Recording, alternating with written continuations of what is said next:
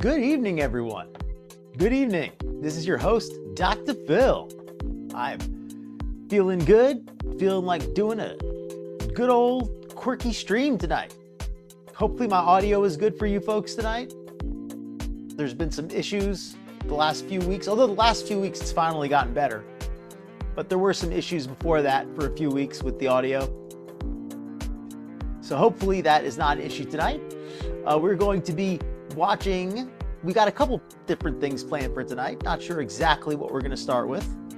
Whether it's going to be the retro react or we're going to do some live Roz. I think we're going to do a little live Roz to start, and then we might go to the retro react if she's not hitting. If it's not quite the usual dose that we need. So with that said, let me cut down the music a little bit. Let's jump right into it because she's already live. I was not expecting her to be live tonight. Let's check it out.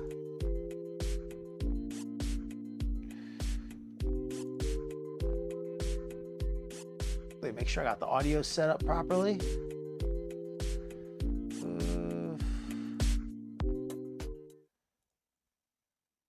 Ignorance, but I don't want to get into beef in an argument, and I'm done with like all of that shit. Like I'm done. I'm over it. Oh, let me say welcome in to Miss Rebecca Tracy. Welcome in, Rebecca. Good day to you. Welcome in from Australia. Hopefully you're having a great day over there. Let me put on the volume for Rosie. Why is she dressed like a cave? I don't know. She's about as pale as something from a cave. She doesn't go outside much.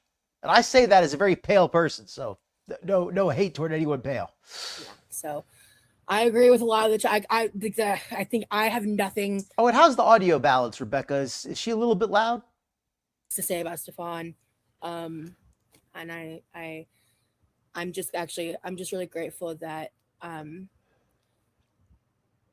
this person who has opinions and beliefs and does things that I don't agree with, and I've told her so directly, was able to just kind of see me for who I am and have an honest, productive conversation. And I feel like she and I,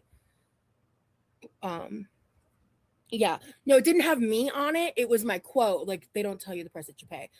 He made a t-shirt with that. Also, they made it a sound on their soundboard for some internet venture that I'm not mentioning because fuck that. Something about Stefan. I'm not even clicking on it. I'm not even searching it. I don't want it to touch my algorithm. But they had a soundboard and they used my voice for that. And I found that out last night. And she told me that up front after I told her what I said. And she got that removed as well. So, yeah. Because this is all about Stefan, apparently. Rosie's complaining that they were using her clip of audio. She wants it both ways. She wants to be the star of Paradise, but complains that they're using her. Welcome in, Eliza. Well, interestingly enough, she was one of the people that bought it, and she was mortified. So, yeah. And I may be doing... creepy, I'm not going to sit here and get into a huge shit-talking bash about Stefan. That's not the point of this. Of course, she doesn't want to talk bad about her buddy over there. But, yeah. And we may switch to a retro react, depending how this live goes. I was not expecting Rosie to be live. It was like, he really did do that. He does still make fun of me and talk about me. He recently tried to use something I say to demonize someone else when I was talking about shit that I probably just shouldn't have said anything about, but she'll stop bashing. To do with him, and he's creating more. I made such a massive mistake by speaking to him when I did. It was such a big mistake, and I had no idea how big of the ramifications would be. Don't forget that well after she spoke to him, when she tried to make herself the star of the Paradise documentary, that's a lot more than just speaking to him. You tried to make yourself the entire center of that story. And I know I've already apologized, and I know I've already said I regret it, but yeah, he's heard me talking about my trauma. And because, by the way, when I talked to him, I told him that. So he can feign ignorance all he wants, and he can continue to gaslight and do whatever. But he knows. He knew. He knew what he was doing. And I just appreciate her for respecting my trauma a lot, because I stayed quiet about it because I didn't want to bring attention to it. If you were to take your brother's phone, she got deleted. Did you see that? Because even if you said you're going to take your brother's bedroom for this, that would be very selfish. And that comment got deleted, of course. I was like, I think that's like kind of in poor taste. You know, like it was my own words, my own trauma. Like I could have turned that into merch and I didn't. You could have turned it into merch. You did. You were too lazy to do it. I'm sure you would have done it if you thought it was going to sell. It was a meme. I could have made a good amount of money off of doing that if I jumped on it and did all that. Yeah, you didn't. But don't blame Stefan for you not jumping on it. And I didn't, because that wasn't the fucking point. And it wasn't about. Yeah, she's not about the money. She's about principles. That like these are real victims. Like, unlike you. Anyway, I need to move on from the topic, but. Oh Jesus. Exactly, Nora. She regrets not making enough money on it. Well, she regrets somebody else making more money than her. I mean, the other 4 are still in the refrigerator. I had a salad for dinner. Oh, I've been craving a salad. So she had a salad for dinner. Press X to doubt. She probably had a tuna salad for dinner. She calls that salad. Oh, did you see her what she made last night? 3.5 hours to make a frickin' chili dog. And the chili came out of a dang can.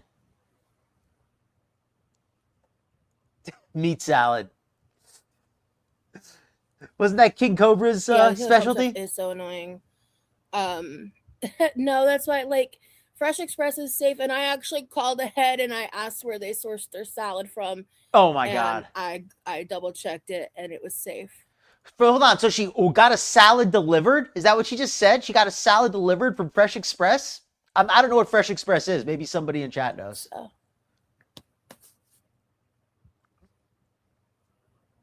Seriously, Nora. It was so nasty. Gotcha, Dick. No, I mean, it was like I was going all out for those, like, retro style.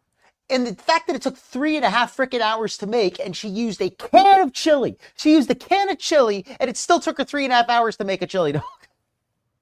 Oh, yeah, my glasses. I'm just not going to put the chain around my head because I'm in bed, and it gets behind my neck in a way that I don't like. That's why I was saying, like, it'd be cool if I could get, like, something like this as, like, a dangle without the chain option. Because sometimes I want the chain, like when I'm out and about doing stuff, but like if I'm chilling in bed, I still want the look. Oh, somebody mentioned. I always put this behind my bed or behind my head unless I'm in bed like this. But somebody mentioned that. I know. Well, that's the thing, Toby. You just have to. I'm gonna pause it. Somebody mentioned that Levi was actually the person who that house that she's living in was in his name originally. Now, please correct me if I'm wrong, but I heard that her grandmother left the house to Levi. Her parents convinced Levi to sign it over to them so that they could let Rosie live there? Is that what happened? Or they convinced him to sign it into their name for some other reason. But the net result is now basically Rosie lives there and Levi's a guest in his own house. If that's true, that's disgusting. Do your research and like... Considering he's the one who keeps the place up as well. Welcome, Igapista. Good to see you. It's still in his name? Okay, that's good at least. Oh, I hope it's something nice, Hippieista. Hope you have a great church meeting this weekend. Sounds fantastic. And welcome in, Rebecca Tracy. I think I welcomed you earlier, but just in case I missed you coming in. And anybody lurking, welcome into all you fine folks. Trust it.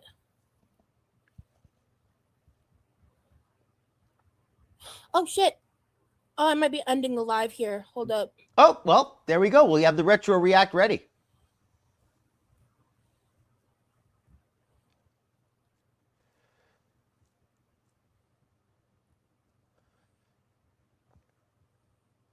Do you play magic cards? She does not play magic cards.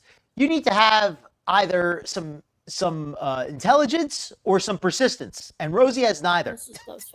You got to be smart or you got to be persistent if you want to play magic cards. Yeah, I said it's going to be a short live. I just wanted to come on and chat. I said it earlier. I ordered him some essentials so he could take a few extra days before needing to go do the big grocery shop, and they just arrived. So I wanna video chat with him because I miss my boyfriend. What a video chat with your boyfriend. You guys got me for 4.5 hours yesterday. I almost didn't go live at all because this is all I could do.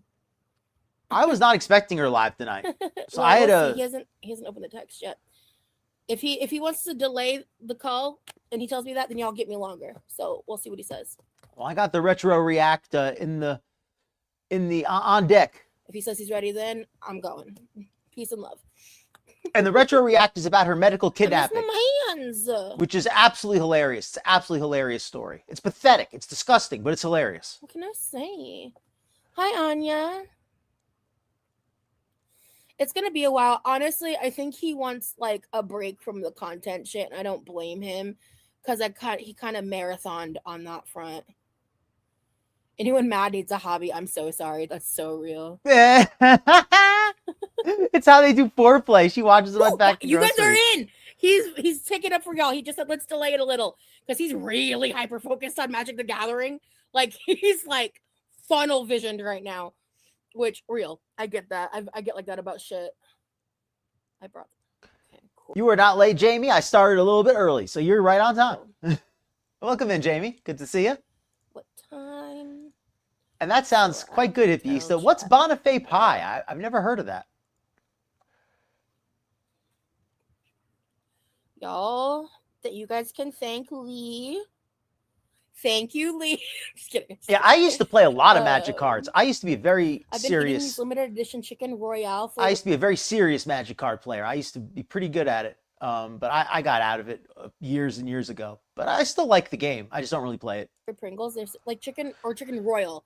I think chicken royal. Funnel vision. I didn't catch that. I didn't catch that funnel vision, like the feeder thing. Hold on. Okay, cool. So about 35 minutes. Perfect. I'm down because that was a little earlier than I expected. Hold on. I'll take a picture of chat. Hold on. Not worth third wheeling.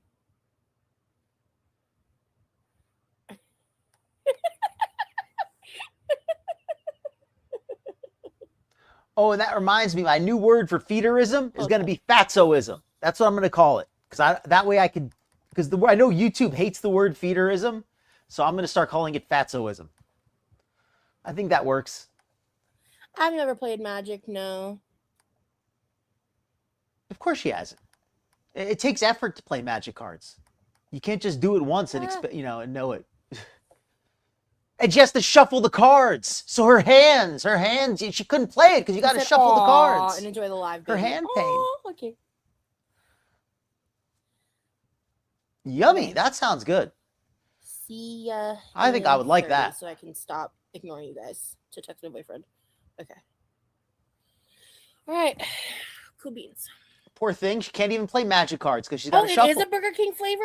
Pringles? It's like a collab? Oh, God. I didn't need to know that information. Dank. I didn't need to know that. Caramel Pringles. I don't know about that. Just open up Walmart. Are they actually good? Chicken. They had some cheese balls. Organic, some avocado oil fried cheese balls that I got. Those were pretty good. Gotta admit, I gotta stop eating so many snacks though. I've been doing better for the most part, but fuck me, I don't get them. But I messed up with that. I got those cheese balls. But they're good. I don't regret it. Well, rip. No chicken Pringles for me. You probably left them over there. That's what she's got to remind her.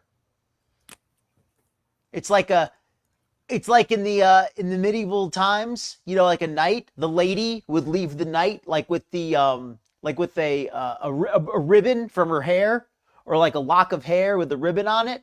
Remy, he leaves a fingerless glove with his beloved, so she can ride out on her scooty in shining armor.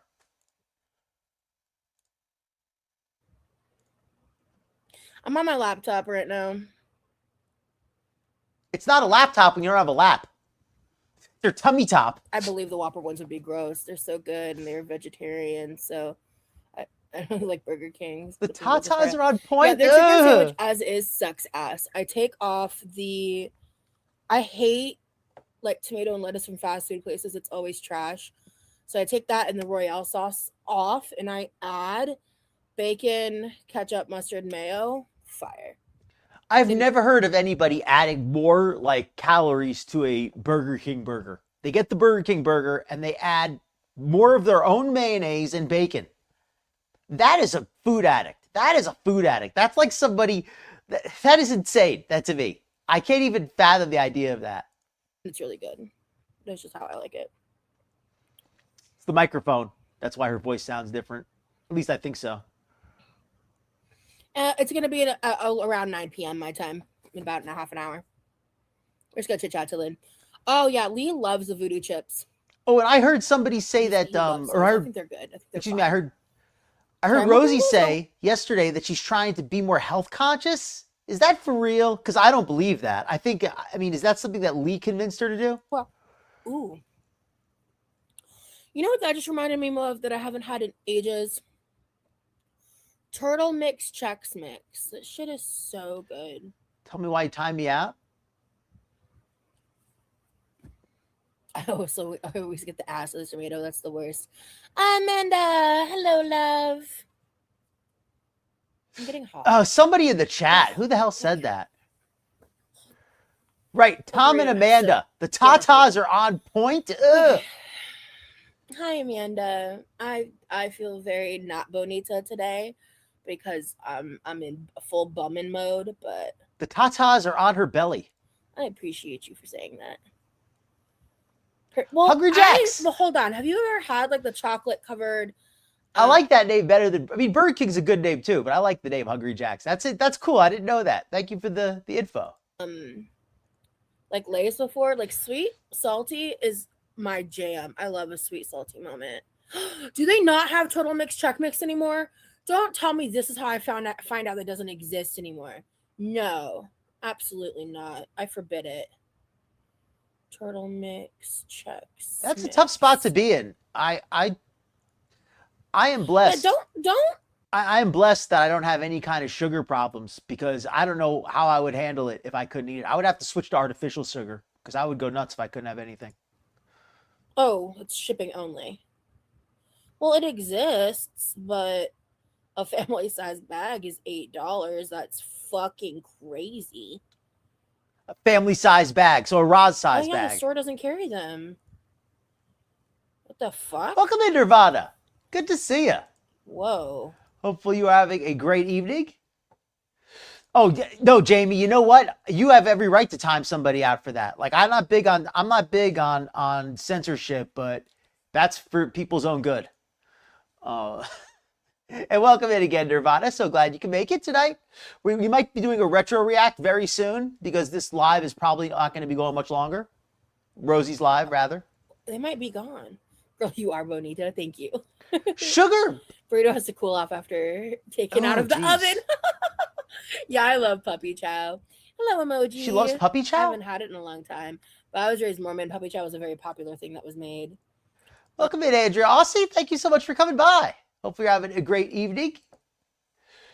Thank you for joining me for the Roz Live. I'm probably going to be doing a retro react as well. Yeah, I love a salty sweet. I think you guys can tell by how I cook. Like, I love a salty sweet, a savory sweet combo. Cocaine and sugar. Gotcha. I'm so tired because I'm going to say that I actually kind of agree with that. Like, I think that cocaine is obviously much stronger. It's much more intense. And like, it can be, you know, it's much more quickly to harm you, but long term, it's probably just as hard, like, to stop long term. Like, if you look at the percentage of people who like totally quit eating sugar and people who totally quit using cocaine, like, I mean, I don't know what the actual percentages are, but like, in some ways, it probably is just as addictive. Not in every way, of course, but in some ways, I think it is. I'm marathon training right now. Congrats. That's hard work and dedication. And I have to run 10 miles every day, and I can't eat any chocolate or sugar, and it's getting to me real bad. Really? I thought when you would know way better than I would. I thought when people were doing that kind of training, well, that's true too. I've seen a lot of people when they do a lot of that kind of endurance training, they eat a lot of like carbs and some sugary stuff. Is there a specific reason you're doing zero sugar? I am actually like asking out of curiosity to kind of. Is Rosie seriously trying to get healthier? Because I think she's full of crap, but I always support anybody trying to be healthier, although I think she's full of crap. Understand and maybe obtain some new knowledge. I'm doing okay. My voice is deeper. You think it is? Oh, and Rosie, as much as I crack on you and react to you, if you seriously want to get healthy, I don't mind giving you some tips or something. I really would like to see you get healthier. I mean, honestly, I'm not like sick. I'm just like in a lot of pain and trying to not think about it too much. Which is why I'm in bed. When I do zero sugar, it helps me have less stomach problems. Okay. But I do eat a lot of carbs. Okay, okay, fair enough. Not asking when, but have either of your parents planned another visit? I think he might be looking for a school down there to transfer. That's what I think. So, yeah, even faster. I don't have any information to share about that. Even if I, like, I not even if, I don't know. It's just a big question mark. That's true too. Wait, Havy. Yeah, it's a good point. Cocaine, like it'll mess up your nose or you'll smoke it or whatever. I mean, like it's like I'm not gonna like say that.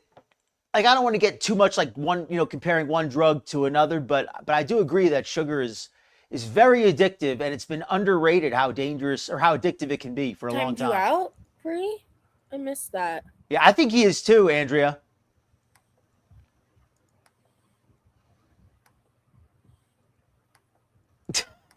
I don't see any timeout messages. I do believe there's like a psychological like period before you start actually getting healthy, like where you psych yourself into it, where you're like, hey, you know what? I'm gonna cut out that junk food. I'm gonna start like making little changes, and I think that's unless it happened forever ago, I don't even. That's a productive thing. Oh, right. That was a different live. Got it. This blanket is very comfy. Emoji. He has cooked for me, yeah. I technically shouldn't eat sugar because it's not great. Oh, that's a good point too, actually. If you just look at the percentage of people, that's actually very fair. I think there's also people like understand how dangerous cocaine is. Like I don't think a lot of people aren't gonna like think that it's harmless, whereas a lot of people believe sugar is harmless. I think that's another issue also. Also that it's a lot less expensive too. Cocaine's expensive. Sugar, you could buy, a 20-pound bag for $10. He is pretty overrated, yeah. In my opinion. Court, thank you so much for sending the jewels. Appreciate you. Oh, Hippie Easta with an interesting theory. Let me check something. She's the worst, Nirvana. She is so much worse than Foodie. In some ways, Foodie's worse, like with the mistreating the animals. But in most ways, Rosie is so insufferable. Like, I can't look away. She's like Glitter and Lasers to me. Yeah, I'm out. Oh, he was medically discharged. I didn't realize that, Hippie Easta. You know what? I thought he just left, just didn't re-enlist. I was not aware of that. That's an interesting fact.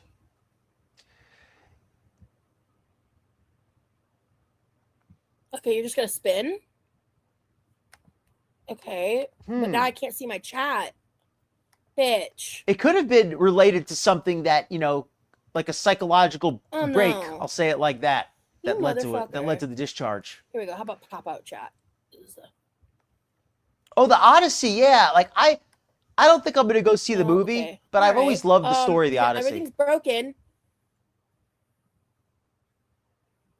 There we go. Okay. So I think I'll use this as a chance to advertise the original book go check out the movie too if that appeals to you. But definitely don't miss an opportunity to go read the original. It's not even a long book. It's like 150 pages or something. I can look at the pop-out chat now, but goddamn. Okay. God forbid I try to buy a fucking membership for someone. Jesus.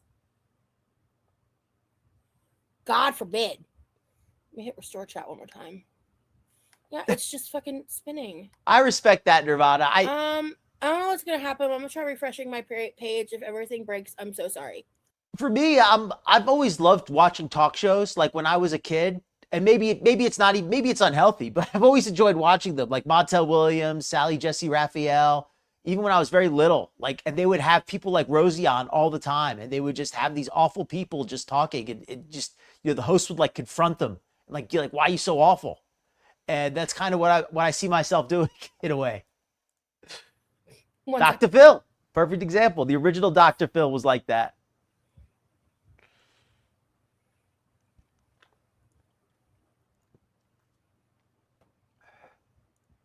Makes sense. God forbid I try to buy someone a membership. Holy shit. Broke my computer.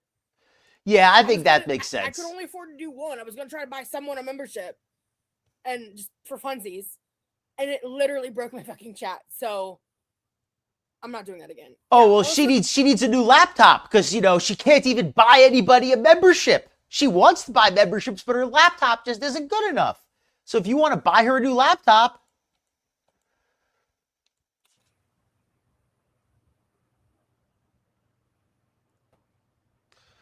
speed up just a drop.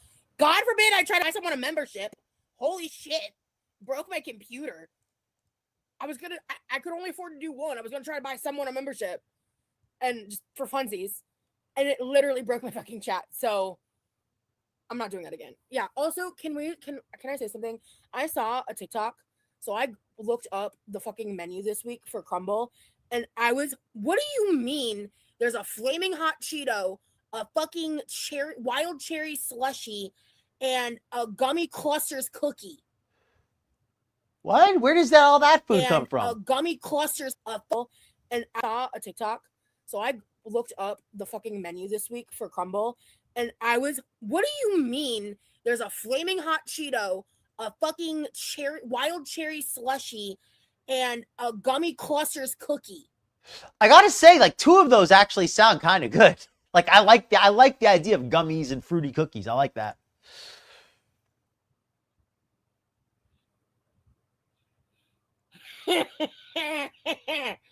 The fuck? She's so unadventurous with food, and except when it comes to her weird, awful concoctions. Oh,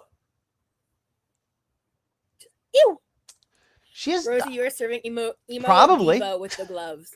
Hey, thank you, Laganja. Sounds like this girl turns everything into trauma. Every person who critiques her is a stalker. She just loves using the most inflammatory language she can. April Fool's, right? They should have done that in April. The first week of April, honestly, that kind of would have ate a little, unironically. I kind of like cakey cookies, TBH. I like some of the cookies. I'm pretty picky. I haven't eaten a ton of Crumble, but I've tried different ones. Hey, Bookworm. I'm glad you're able to hang out here a little bit. I'm with you, Jamie, and I don't mind cursing. Maybe people don't realize that just because I don't like to use bad language myself on the show. Off of the show, sometimes I'll let loose especially if I'm upset. But the way Rosie's always cursing, she's always putting in lots of bad words. It's very performative, and she wasn't raised with that kind of language. That's why it's so awkward when she uses it. She's always putting it in, and I just think it just comes across as very performative and kind of rude. Somebody the other day said she was always putting on a black scent. I haven't noticed that as much, but I think she does that too sometimes. So she's just very performative with how she talks. I think a lot of it's just gimmicky marketing shit. That's kind of the whole structure of Crumble, right?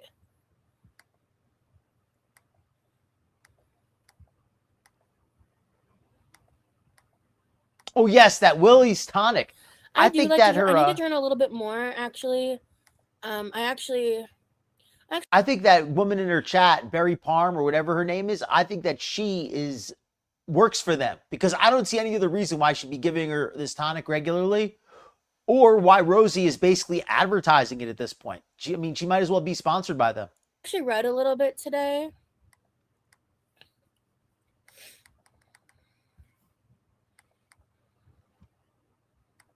Like, I hate hot Cheetos regardless, but on a cookie, every video I've seen of it, everyone hates it. I'm a chewy girl. I'm a chewy cookie girl, not a crunchy cookie girl. Yeah, I'll show you which one I started, Barry. It was one of the ones you recommended. Welcome to Mandrake Fernflower.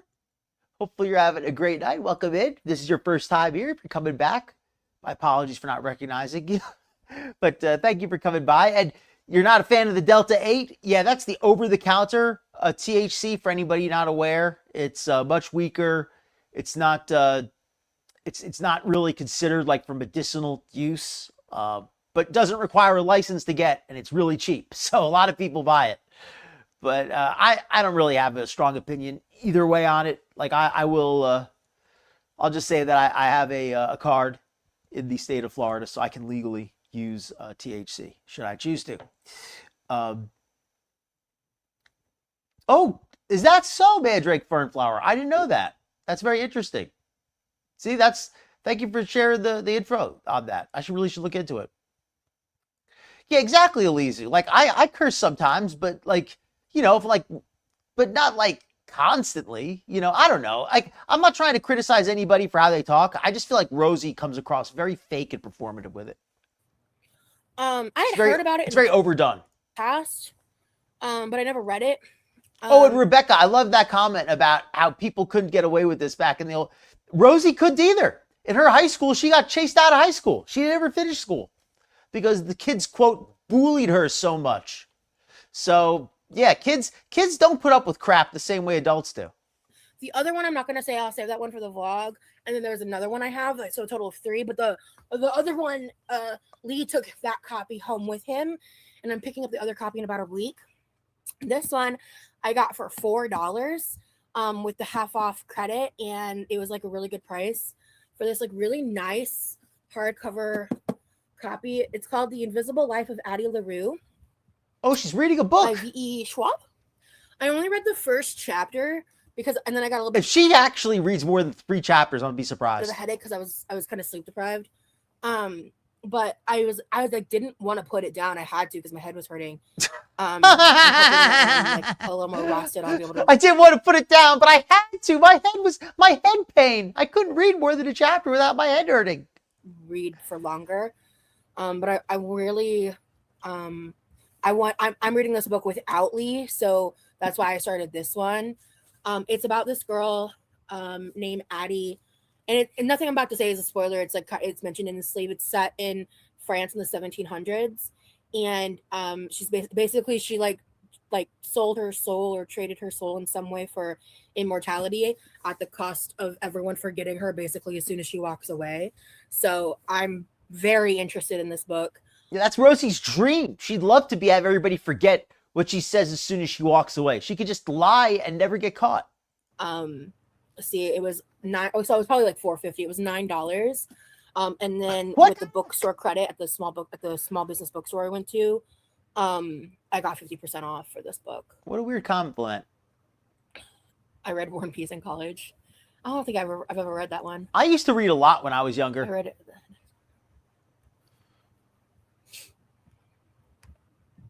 Yeah, grade 9, Rebecca, about age 14. Yeah, I don't think that's one I want to read, to be honest with you. Yeah, about age 14. Cam, I wanted to edit today, and I just don't have the brain power, so I'm gonna do my best to set myself up to actually sleep tonight. We almost got a Black Dagger Blood. What? We almost got a Black Dagger Brotherhood book when we were at the bookstore. I used to read a lot when I was younger. I used to read a lot of fantasy books. I used to read Wheel of Time. I used to read Song of Ice and Fire. I know everybody's read it now because it's been a TV show, but back when I read it, it was more nerdy. It wasn't as well liked. I used to read what else? I read I liked Raymond Feist. I liked. I remember reading like a whole bunch of David Eddings books, but they weren't really any good. Like now that I'm looking back, I don't think they were good even back then. But I used to read all that crap because back then we didn't have as many options for entertainment. We didn't have the internet like that. Like we had, a little bit of internet, but you wanted to. We didn't have like endless things to watch, so we had to get books. But yeah, I'm excited. When I saw it in the distance and I recognized the title, and I was like, oh yeah. But also $4. Like I was like, I can't beat that. This was the book I got. Yes, Nirvana. That's the book she needs to read. Yeah, I haven't been to the movies in a long time. And also, just from reading the first chapter, I'm already like interested in looking up other books by this author because I like her vivid imagery and the way that she writes, and she's clearly a very talented writer. Some books that I really loved. I loved the Conan short stories by the original author. I mean, those are really good. I've always liked fantasy stories. I don't really read so much anymore though now. I mean, I still read a little bit, but I just don't really read like I used to. Oh, within the way she speaks and like the vernacular she uses. Who's Hot? Court. I have that book too, but I haven't read it yet. Oh, if you start reading a bookworm, maybe we can talk about it.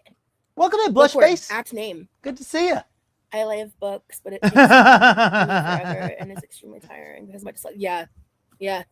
I used to just chew through books when I was younger. Reading has not been the same. Now she just chews through food. Oh, I'm an ex-Mormon, Kayla. And I'm currently consider myself a spiritualist. Oh, the Black Dagger series, gotcha. Yeah, I'm very interested. Like I thought I was really impressed so far. I'm very early in it, so I mean, I'm going to look up a summary of this book later. Maybe it's a good book, but I'm going to say that if Rosie's enjoying it, it's probably not. In fact, I might try to read another chapter tonight. If she doesn't get another headache. Excited a bit. Like, honestly, it's a little bit in here, but, I'm also just tired and pain. And I'm also just, like, my entire body's aching, so I also have a headache. So, try to read Stephen King's It. That is fantastic, Hippies. I bet you're very proud of him. That is just really awesome to hear that. I think homeschooling is a really great thing. I'd like that America makes it possible. I know in some countries, like it's all but illegal to homeschool. I like that America, it's, an option for a lot of people here. I think that's really fantastic. For a few months and only 2 chapters in, yeah. She chewed him up like a termite. I appreciate that. I haven't seen the Odyssey. I'm motivating. Shout out. Well, Nirvana, what's her name? MC, I think. Shout out to her channel. Anybody, if you wanted to go check that out, go check her out. I know what Nirvana's talking about, and it's pretty funny. You to read more, Crystal? Good. I hope you do. I'm trying to motivate myself to read more. And one of the things I want to do is I'll explain it in the vlog, but some of the books, one of the books I got, I want to. Yes, I did. But I want to read it out loud, like while on call. Actually, it was Jamie who caught that in the chat. But yeah, that was pretty funny. Like funnel, like a feeder funnel. With Lee, so we can talk about it, and it'll make sense when I show you the book. My goal is to edit tomorrow. Oh, absolutely, Steady C. Absolutely. Her volume has been a little up and down. Not a problem. Fuck, tomorrow's Friday. Thank you. My goal is to get some shit out next week. Thank you. I also have. Oh my god, I have so much to do. I just realized how much I actually have to do. Okay, I'll see y'all. I will have updates about content next week. So. And welcome in, Steady C. Footage and stuff, so I will do that tonight because that doesn't require brain power. Ooh, The Alchemist. That sounds familiar. You know what I also need to do? I need to re-download Goodreads. Let's do that right now, because what I can do is I can talk about some of the books I have read because I just don't remember their titles.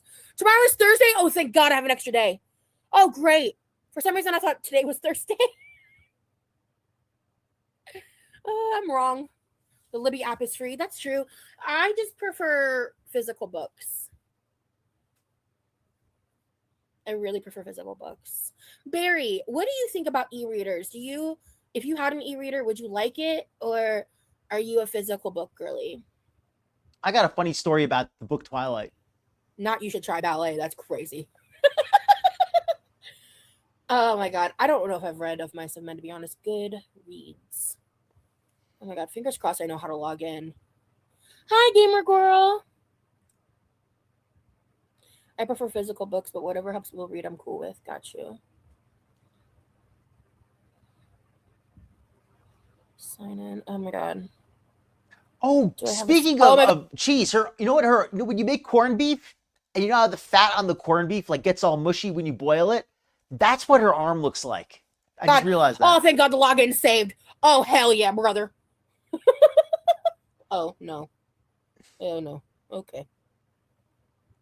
No? Oh, fuck. I don't remember what my login is. Let me check my email. Go to all inboxes, search. Barry's a troll, Mandrake. I'm sure that Barry's a troll. He's sending her THC drinks and constantly like egging her on to do dumb stuff. Which email is this? Roger that. Okay. So then maybe it's this one. Let me try this route.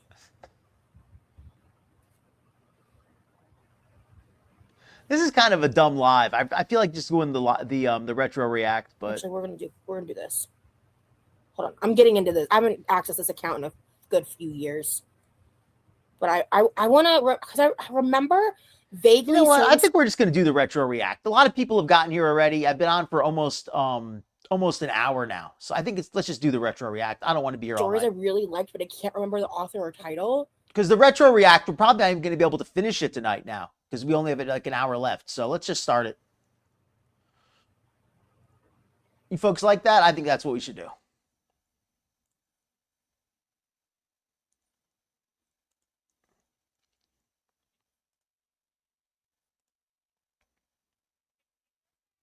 One second, folks. I'm just pulling it up.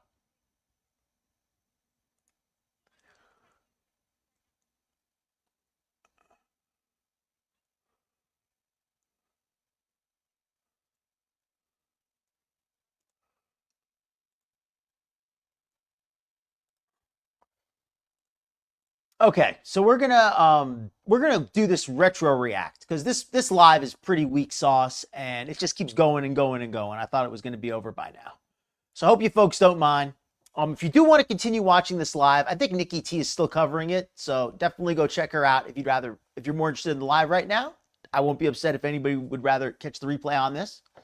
But if you would rather see the retro react, please stay tuned for that because I'm about to get that started right now. So this retro react that I have is in reference to, I want to say it was from about 2 years ago. Oh, right here, February 2024 is when when this was recorded.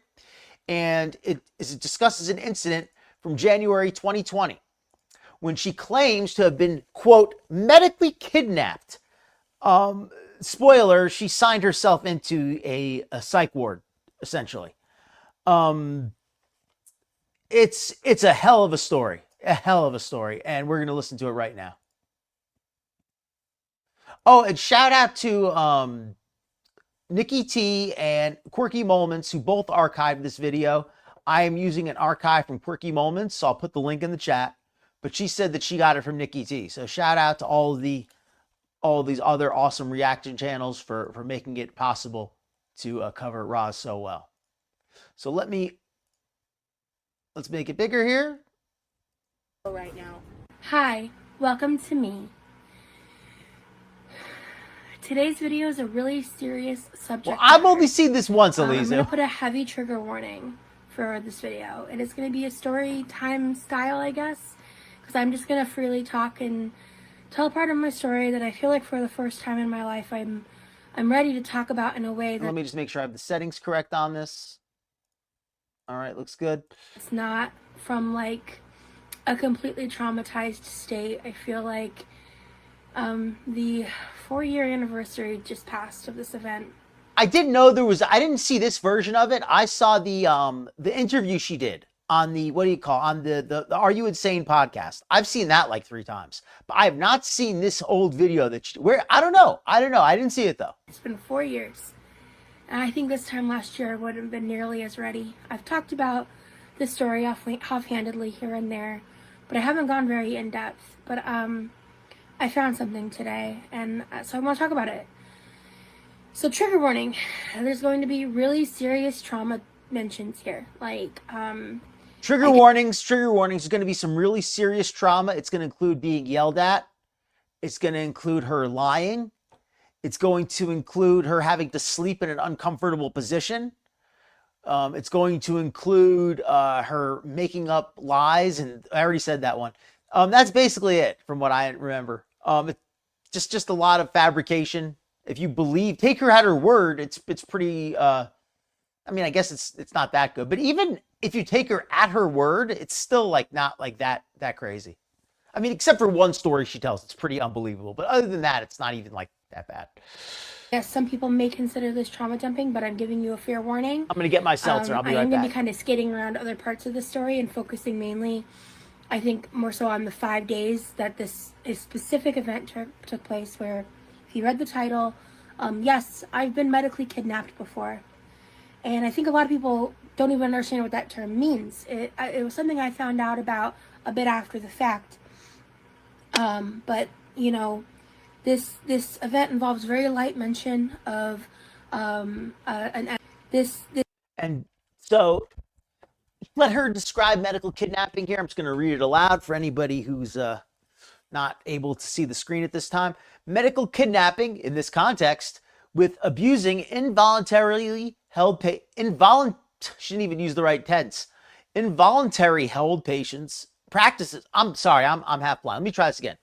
Medical kidnapping in this context with abusing involuntary hold practices is in regards to, this is a run-on sentence, in regards to being held against your will when unable to consent properly due to medical malpractice. The term is more common in reference to the state using doctors to take custody of children. The term is really only, I don't want to say only, maybe there's some example I'm not thinking of, but it's usually in context with children. It can be in context of, like, let me give an example of like a better example of like what this maybe could be called. Like if somebody has a family member who's like, they have like an elderly family member and they want to like they want to like get power of attorney over that elderly family member. So they'll get some unscrupulous doctor to say that they're mentally unwell and that they're not able to sign anything, and they'll get them put into a facility. I mean, that's like the only example I can think of. But she's talking about medical professionals doing this. I'm only really aware of like people's family doing this. I'm not aware of a medical professional doing this on their own. Do you get what I'm saying? Like the only time I'm aware of this is like when somebody's family does it to them. So maybe I'm not thinking of it correctly. All right, I'm just thinking out loud. This event involves very light mention of an essay event. It also mentions really significant abuse at the hands of before we get started, let me just take a second also to welcome in Nutty. Welcome in, Nutty. Good to see you. If I missed anybody else coming in, my apologies. This was recorded 2 years ago, but it's for an event that took place in 2020. Let me just make sure I got everything done. You can't consent to exactly, Elizu. That's a very good point. You cannot consent to an involuntary hold. I'm gonna let you hear, Nutty, but basically sounds like she signed herself in. Not only to myself, but to elders and other people, and specifically talking about mental health inpatient facilities, and what that can be like in American healthcare. This is my story about Anchor College Park, Georgia. Anchor is a mental hospital located in College Park, Georgia. It was over an hour from where I lived at the time and where I grew up. I grew up in North Metro Atlanta, and I had moved back there in 2019. I had a really rough 2019 just in general. 2 weeks before this event, I quit my job, obviously unrelated, but I had been working for a pretty horrific workplace. It's the only job I've ever walked out on. It's the only job experience where I feel like I dealt with like abusive management and staff, and that's a whole separate story. But so I think already this kind of just the very first thing she says already kind of calls it into question. because she's going to talk about abusive staff at the mental hospital. She just said the people at her old workplace were abusive.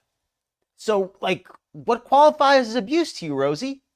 Like, you're setting the threshold for abuse exceptionally low when you say that the people in your old workplace were abusive and they probably never did anything more than ask you to work. I was floating in life, and I was really, really deeply unhappy. Exactly. And I had just gotten back together with my ex. But when she says her ex, she means the online relationship, the guy who she was talking to, and who she's family she lived with. The man she actually had sex with is the stalker. We were under the, like, understanding that we were in an open relationship for the first time ever. And, like, prior to that, it had not been that way. And in an open relationship for the first time, it was like that way. And her this boyfriend who she was in a quote open relationship with, the open relationship basically meant that she could go visit her stalker and have sex with him whenever she wanted to. Had been going out partying, meeting a lot of people, doing a lot of things, and I had made a lot of friends that year.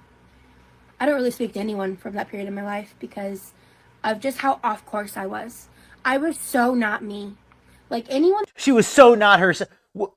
No, Rosie, you were totally being yourself. Your entire life is a history of you acting out.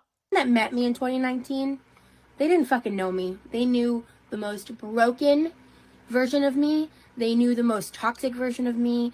They knew the most, like, frankly, like, strung out version of me. I was so addicted to THC vape carts. She was a hardcore THC addict.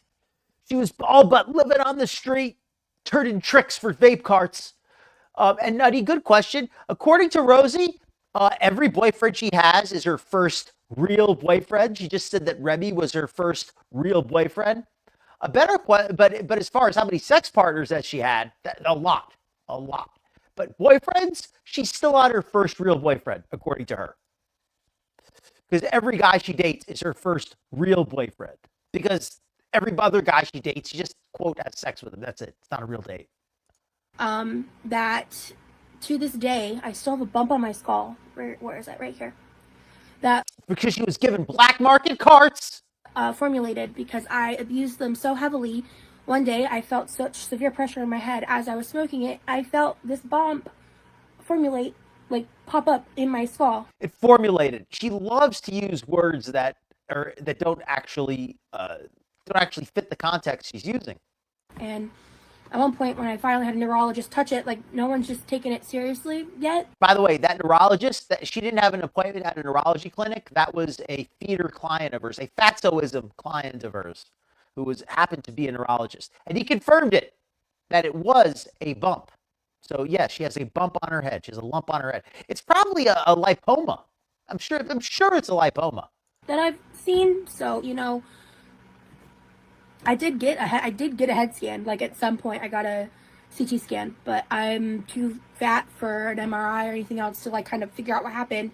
But I've not really been the same since. So, well, Mandrake Farmer, it's your choice, right? Like, I don't know. I'm sure it's a complicated issue. I don't want to start, getting too deeply into that, but hopefully you're working on that, mentally. If you're struggling with that, hopefully it's something you're working through,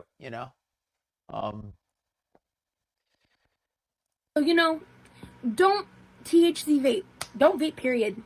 God, don't vape. Just kind of want to set the scene.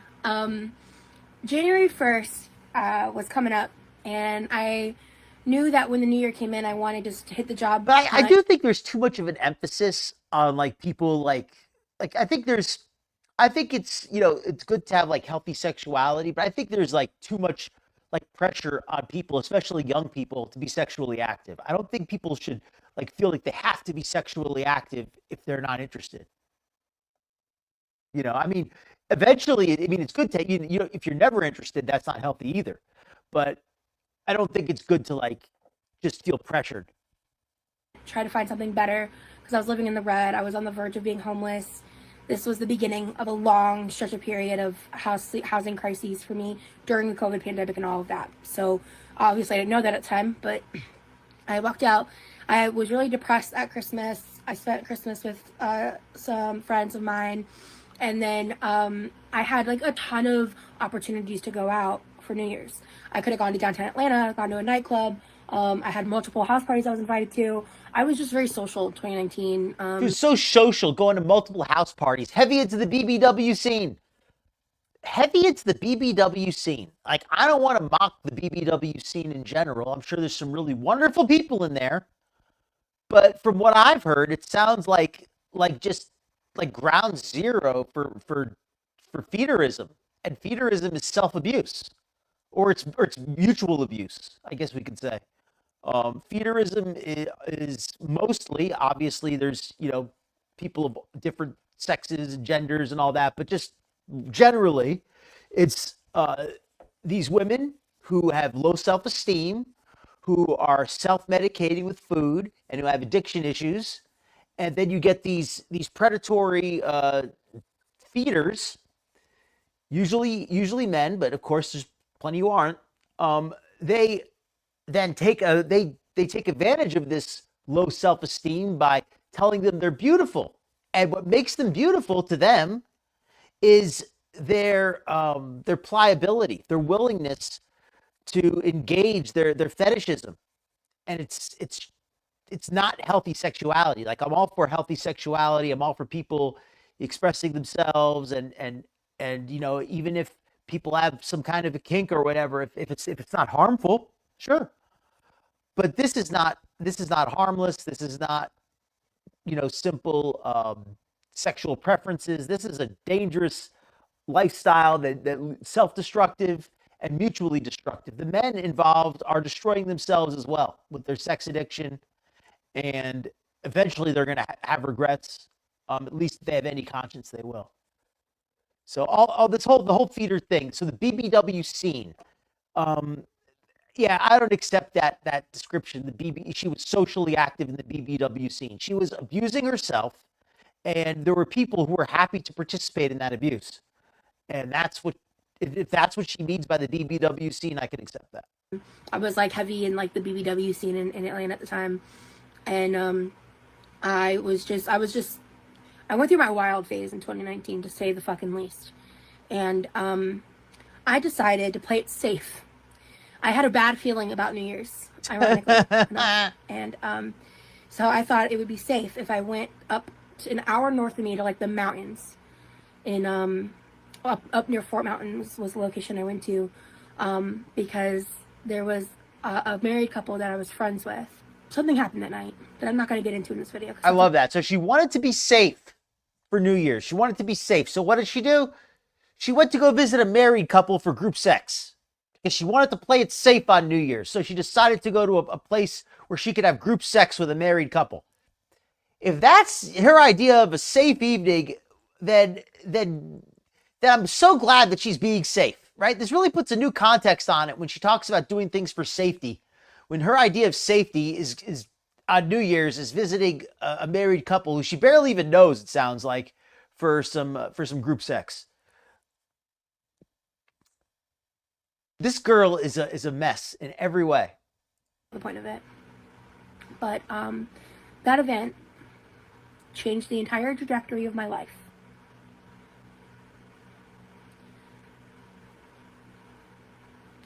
It is. So that sexual encounter with those two people, either it was so good that to this day she's still trying to recreate it, or it was so bad that she's still trying to get over it. Either way, though, it was like the biggest event in her life ever, apparently, going to that place for group sex on New Year's.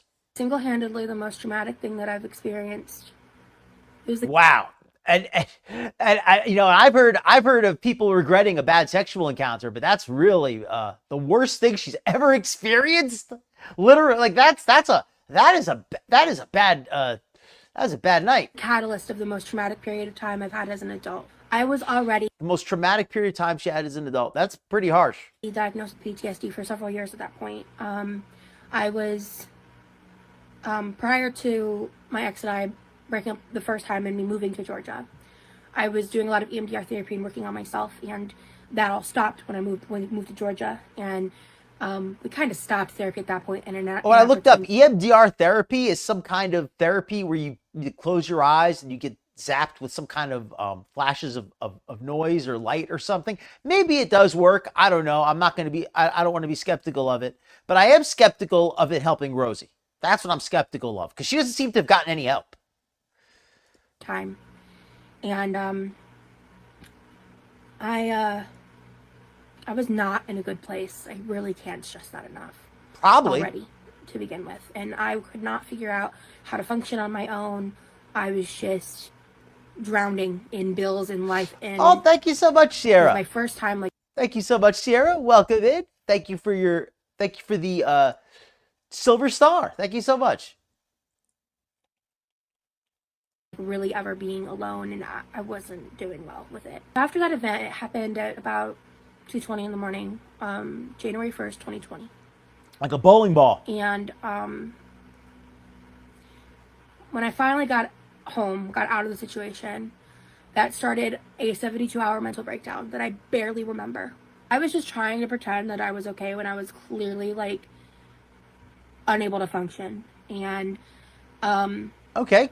So we got a vote for EMDR here. So I guess it is something legit. I guess it's just, Rosie was probably faking it to begin with, but that's good to know. I'm always glad to get to cut through Rosie's BS, because sometimes there is some good info mixed in there, right? Yeah, just last year she had 3 with Jeff's sister, and Jeff is the guy who she dated for a while, and she actually met him through his sister and the 3-way. I'm not trying to be like negative about like having sex, but it just feels like she doesn't have any healthy sexual, like, why can't you just like meet a guy and like have a relationship and have sex with him? Why does she keep having all this anonymous like group sex and stuff? Like, she's not even getting paid for it, is she? Oh, yes, Nirvana. Rosie steals people's stories. She does that all the time. I heard a story the other day. She said when she was in elementary school, she pretended to be visually impaired because she wanted to get glasses, because she was convinced that all the smart kids wore glasses, and she wanted to play that role. So she decided that she was going to fake a bad vision test, fail a vision test on purpose, so that her mom was forced to get her glasses. So even from a young age, she was stealing other people's stories.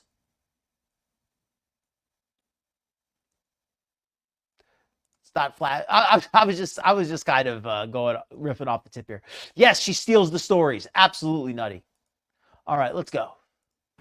I thought that if I just like pretended everything was fine and I just kept doing everything I was doing prior to that moment, that I would be okay.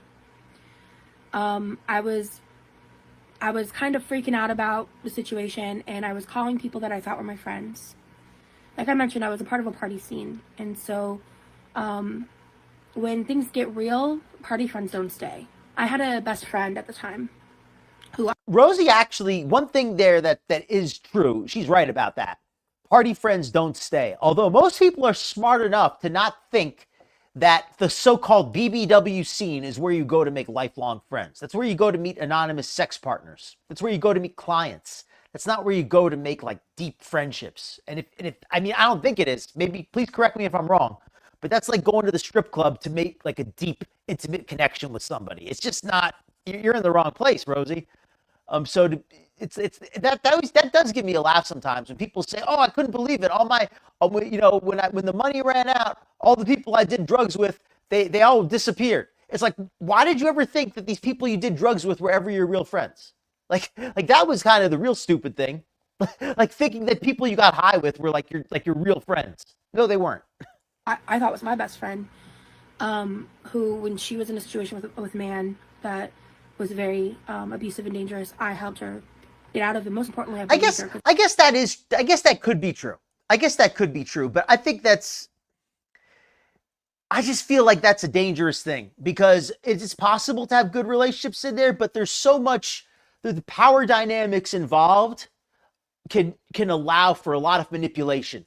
And when you open yourself up like that, you're opening yourself up to a lot of manipulation. And that would be my fear of making like a close friend in a community like that. But I mean, I'm sure some people have made good relationships, so I don't want to be like totally dismissive. But just in general, be careful. Just be careful out there, people, right? Like if you meet some cool people, that's awesome, but just be careful. This man had a position of power in this group of people. But when it came to my event, she was really weird about it for a day or two until the crux of the moment when all this story really starts, with the hospitalizations.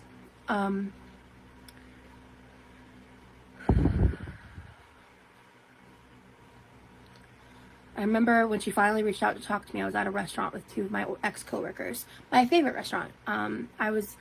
If anyone knew back then knew that I was obsessed with Iron Age. It was all you can eat Korean barbecue. The food's incredible. If you ever get to go to an Iron Age, they're all across, they're like in random parts of the country. It was my favorite restaurant for many, many, many, many years. I was sitting outside. Let me just go back real quick because it was a comment My best earlier friend, that she made. Who, when she was in a situation with a man that was very abusive and dangerous, I helped her. Okay, I just thought that was interesting. She says when her friend was in a relationship that was abusive and dangerous, she helped her friend. She just said how she had no money and at the time, and Rosie has never had any physical or mental strength. So what possible help could she have given this friend? You couldn't have helped her like move.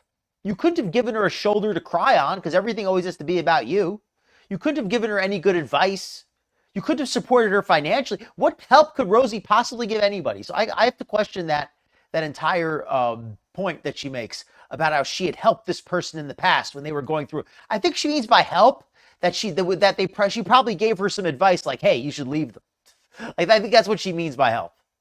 Out of it, most importantly, I believed her because this man had a position of power in this group of people. But when it came to my event, she was really weird about it for a day or two until the crux of the moment when all this story really starts, with the hospitalizations. Welcome in.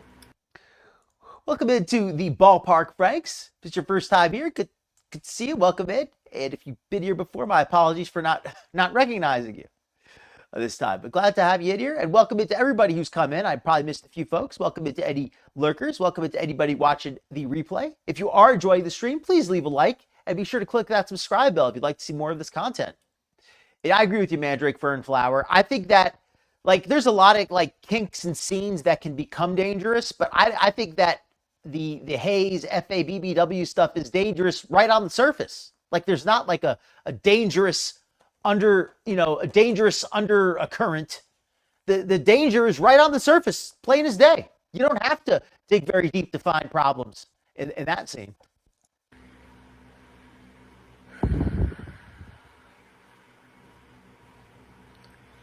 I remember when she finally reached out to talk to me, I was at a restaurant with two of my ex-coworkers. My favorite restaurant. If anyone knew back then knew that I was obsessed with Iron Age. It was all you can eat Korean barbecue. Their food's incredible. If you ever get to go to an Iron Age, they're all across, they're like in random parts of the country. It was my favorite restaurant for many, many, many, many years. I was sitting outside when she video chatted me. And such an odd comment to like throw in. Like she's talking about this story about this medical trauma, but she still has to throw in about, oh, it was my favorite restaurant. I love the all-you-can-eat Korean barbecue. Like even this, she like can't focus on the mission and has to stop to talk about food. She proceeded to tell me that I was overreacting about the event that had happened. And notice that she won't even tell us what the event was. She said the worst event of her life happened when she visited this couple, but she doesn't even tell us what the event is. But of course, this woman who was at the event says that Rosie was overreacting. So that it was all a misunderstanding and that I just needed to talk to him like she was there. So Rosie was at a group sex encounter. Apparently the man who was there was a married couple. Apparently the wife told Rosie she was overreacting and there was a misunderstanding. And I guess the husband that was there that also had sex with Rosie, apparently there was a misunderstanding. I don't know what happened. Rosie, just tell us what happened. Does anybody in the chat know what happened? Did Rosie ever tell us what happened? That was the moment I snapped. That was the moment that broke me. That broke her. That was the moment that I remember I was at the restaurant. I got food all over me because I was trying to eat and I was shaking so hard. And God bless those two people that were with me. The girl Canada Cool Pondu, welcome in. And thank you for the 500 joules, sun balloon. Very cool. Hopefully you're having a wonderful evening. Sloppy food, vague trauma, everything goes back to the food. Well, the fact that they told her at the Korean barbecue, that's what made it so traumatic. They ruined her favorite restaurant for her. Now she can't go back there anymore. Was there with me. She really helped me try to get through it. And I walked out to my car. At some point, I had to leave. Like, I couldn't be in public anymore. So this is just so vague, this whole thing. So she had a breakdown because this woman said, "No, Rosie, it was just a misunderstanding." And when she said it was a misunderstanding, I literally snapped. I had a breakdown and I left and I couldn't deal with it. So the event itself was traumatizing. But what really triggered her was when somebody said, "No, Rosie, it was just a misunderstanding." Oh, I couldn't take it. I couldn't take it. I completely snapped. And I needed to go home. On my way to the restaurant, before that conversation happened with this person that I like immediately blocked. On my way there, I was driving and there was this like merge lane where they were doing construction, and so like there was this like really big cement mall and this very like quick merge lane in this one road that I had to take to get to the restaurant. And I remember for a very brief moment thinking to myself, like, I could just not turn the steering wheel and like hitting the gas. And I, for the first time in my life, really seriously considered making a decision that was permanent. I mean, first of all, having a random, straight, crazy thought is obviously that's not a good thing. But everything about her is kind of performative and fake. So I call that into question if that even happened. But if it did, obviously, that would have been a very poor choice if she did do that. And then I like, obviously last second was like no. Like, although maybe it's possible she couldn't turn the wheel because her gut was in the way. Maybe that was the actual issue. That's not you talking, Rosie. You know what I mean? I was able to cope in that moment, but I was already at that point. And then while we were eating, after I had blocked her and everything, I was trying to eat, like I mentioned. And I mentioned the food on the shirt because that's an important detail later. But I received a text message at the table, which is one of the reasons why I had to go. And it was from this girl's boyfriend. That's a whole fucking story in its own. But he told me that he was upset that I removed him from a group chat because he was dating this person.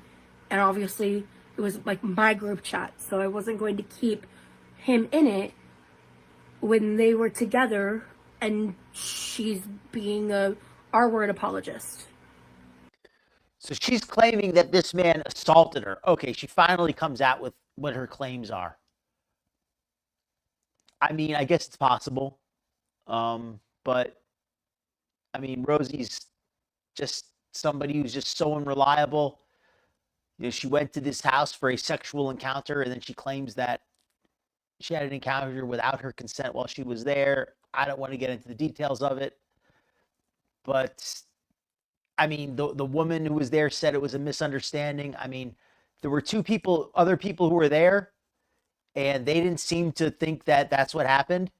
If they did, they would have, maybe been a little bit more argumentative. But they were just like, "No, Rosie, it's a misunderstanding." Like, I still not understanding exactly what happened. What exactly she did or did not consent to. I'd be interested to know the details because it's very confusing. It's very confusing trying to figure out what exactly is the claim here. It's not gonna happen. So,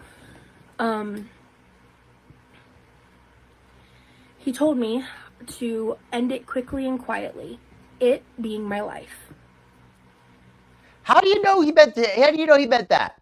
How do you, I mean, if he actually said the word life, fine. But if he said, yeah, you need to end it quickly and quietly, maybe he meant you need to end the drama.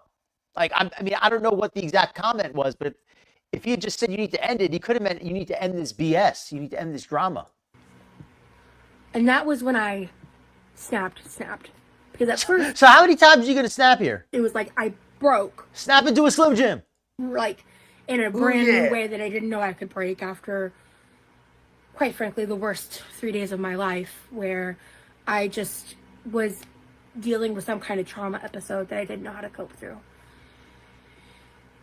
So I get to my car, and I'm melting down in a way I've never melted down in my life. I know I talked to multiple people. I don't remember how many or who, except for my mom, because my mom was the last person I was on the phone with. And I believe she was living in Norway at the time. Norway or Florida. Probably Norway. The only part I remember was when I was like belligerently screaming. I can't. He does this a lot. You know what? This she talks about this breakdown that she had, belligerently screaming. Remember when she had that Uber driver who got in the argument with her because she started talking about politics and he disagreed with her, and then he said, "Hey, you know, you're probably going to accuse me of assaulting you," and he used a different word, and she freaked out. She started screaming at him, started calling him names, insulting him. She tried to call the police. She called the police on him, tried to get him arrested. Just really like did everything she could to try to harm this man, all because he said, "Hey, I think you're going to falsely accuse me of something." You know, was he that far off? Can't say it other than like I felt so out of control. I didn't know what to do, and I remember just screaming the word "why" over and over and over again about what had just happened. Why? And then I paused. I remember, like, I was like going. I was just screaming that word over and over again. And I stopped. Why? I need to call 911. And she goes, "Okay, please do that." Yes. That guy over there. And so I'm not in my right mind. Oh yes. And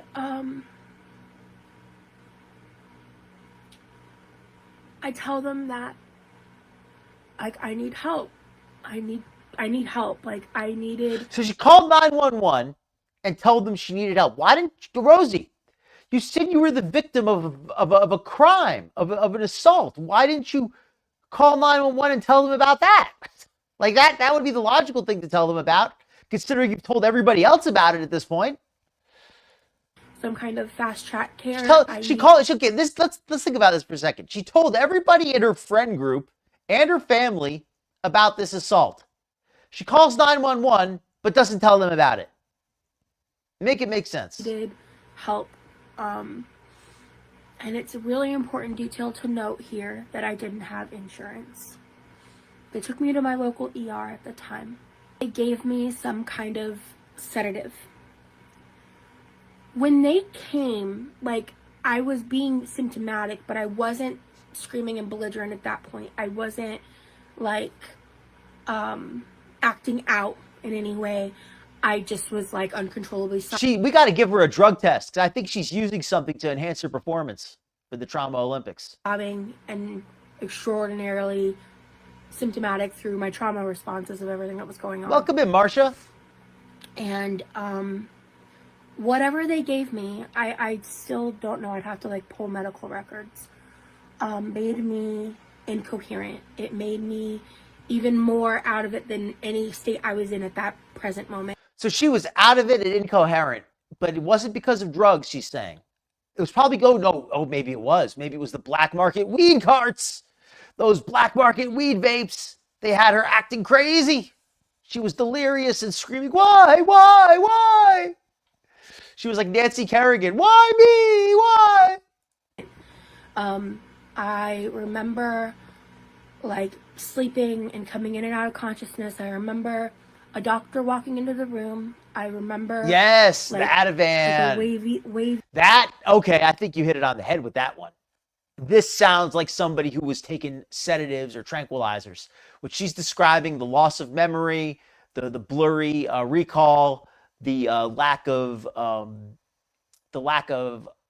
awareness, not the poor sensory perception. These are all the symptoms of somebody who is misusing tranquilizers.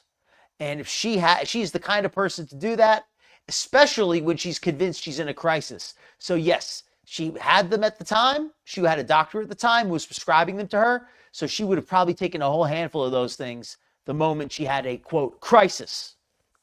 So she probably was completely delirious from all the pills. Like kind of fuzzy visual. Like I remember my visual and hearing being impaired. I remember not being able to understand what the doctor was telling me, that he was explaining things to me. He was barely even looking at me. and he was holding a sheet of paper to me. In the moment, I didn't know what I was looking at. I couldn't understand it. A shot of Willie's, right? We can't afford that here. Or the withdrawing from the Ativan could do it also. Tranquilizers, when you stop taking them, they can have serious effects as well. I didn't know what I was signing. He explained it to me, and then I was trying to ask questions, and I couldn't fully form sentences. Well, you still can't, but that doesn't mean that we shouldn't let you consent to something, right?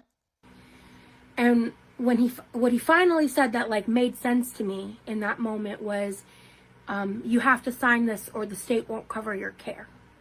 So I signed it, not understanding that I was... Hold on, the state won't cover your care, but what care did you think you needed, Rosie? What care did you think you were going to get? By covering your care, they meant your what? Hospitalization. Exactly what you said you did want. Signing an involuntary hold piece of paperwork and what that meant at that time. Oh my God. I believe it's Take a called little 5150 in responsibility. Georgia. And again, I didn't have insurance. So I stayed in the ER for 2.5 days. So what's that? About 60 hours? Taking up space that somebody else needed, by the way. 2.5 days where she was in the ER, where other people were not getting seen. For 2.5 days, I stayed in the ER. Had they kept me Good another point. 12 hours, they could have released me.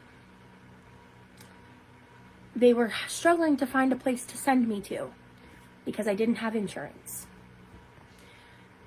This past year in 2023, for when I talked about going to the mental hospital, like I talked about they knocked her out for their own sanity, so they would go crazy. I had a very different experience because I have good insurance now. But I even then advocated for a hospital bed because I knew that they had cots in mental hospitals, and I was promised that I would be sent somewhere that had a hospital bed. What's that? So she wanted a cot? She was just desperate to get a cot? Let me hear what this is. To the mental hospital, like I talked about that previously on my channel. I had a very different experience because I have good insurance now. I have good insurance now. I even then advocated for a hospital bed because I knew that they had cots in mental hospitals, and I was promised that I would be sent somewhere that had a hospital bed. She advocated for a hospital bed. They only... I love how she says that she was so out of it that she didn't even know what she was signing, but she specifically remembers telling them repeatedly about how she needed a bed. I need to go someplace with a bed. I can't go someplace with a cot. Huh? Papers? Hospital? I don't understand. I can't. I'm too out of it. But make sure that you get me a place with a bed and not a cot. But I'm so out of it. I don't remember anything. The place that would take me was Anchor. Now I know why. I had to take over an hour-long ambulance ride to this facility, and I just remember being really bored. I wasn't being in the ER in the psych ward for 2.5 days is a lot. I colored a lot. She colored a lot in the psych ward. Is that what you? Hold on. I wasn't being in the ER in the psych ward for 2.5 days. So she was in the ER in the psych ward. Oh, wait a minute. I think I remember now. She said that she was in the psych ward, but they didn't have any place that could accommodate her. So they just kept her in the ER for 2 days because she was too fat to go in any of the psych ward rooms. None of the furniture could hold her weight.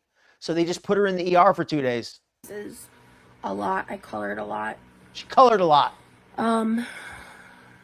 And the staff was a lot nicer there, but she names them individually too.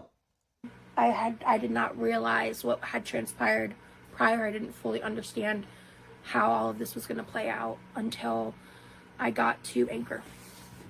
And what inspired this video at all was I repackaged all my like childhood stuff, and I guess in the midst of me like sorting things, everything that I could believe that, like arts and crafts and stuff. I mean, that makes sense.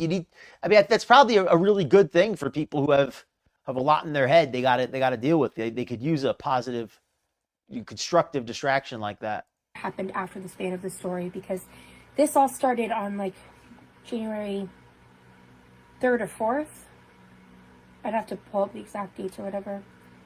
And then it went on for a total of 5.5 days.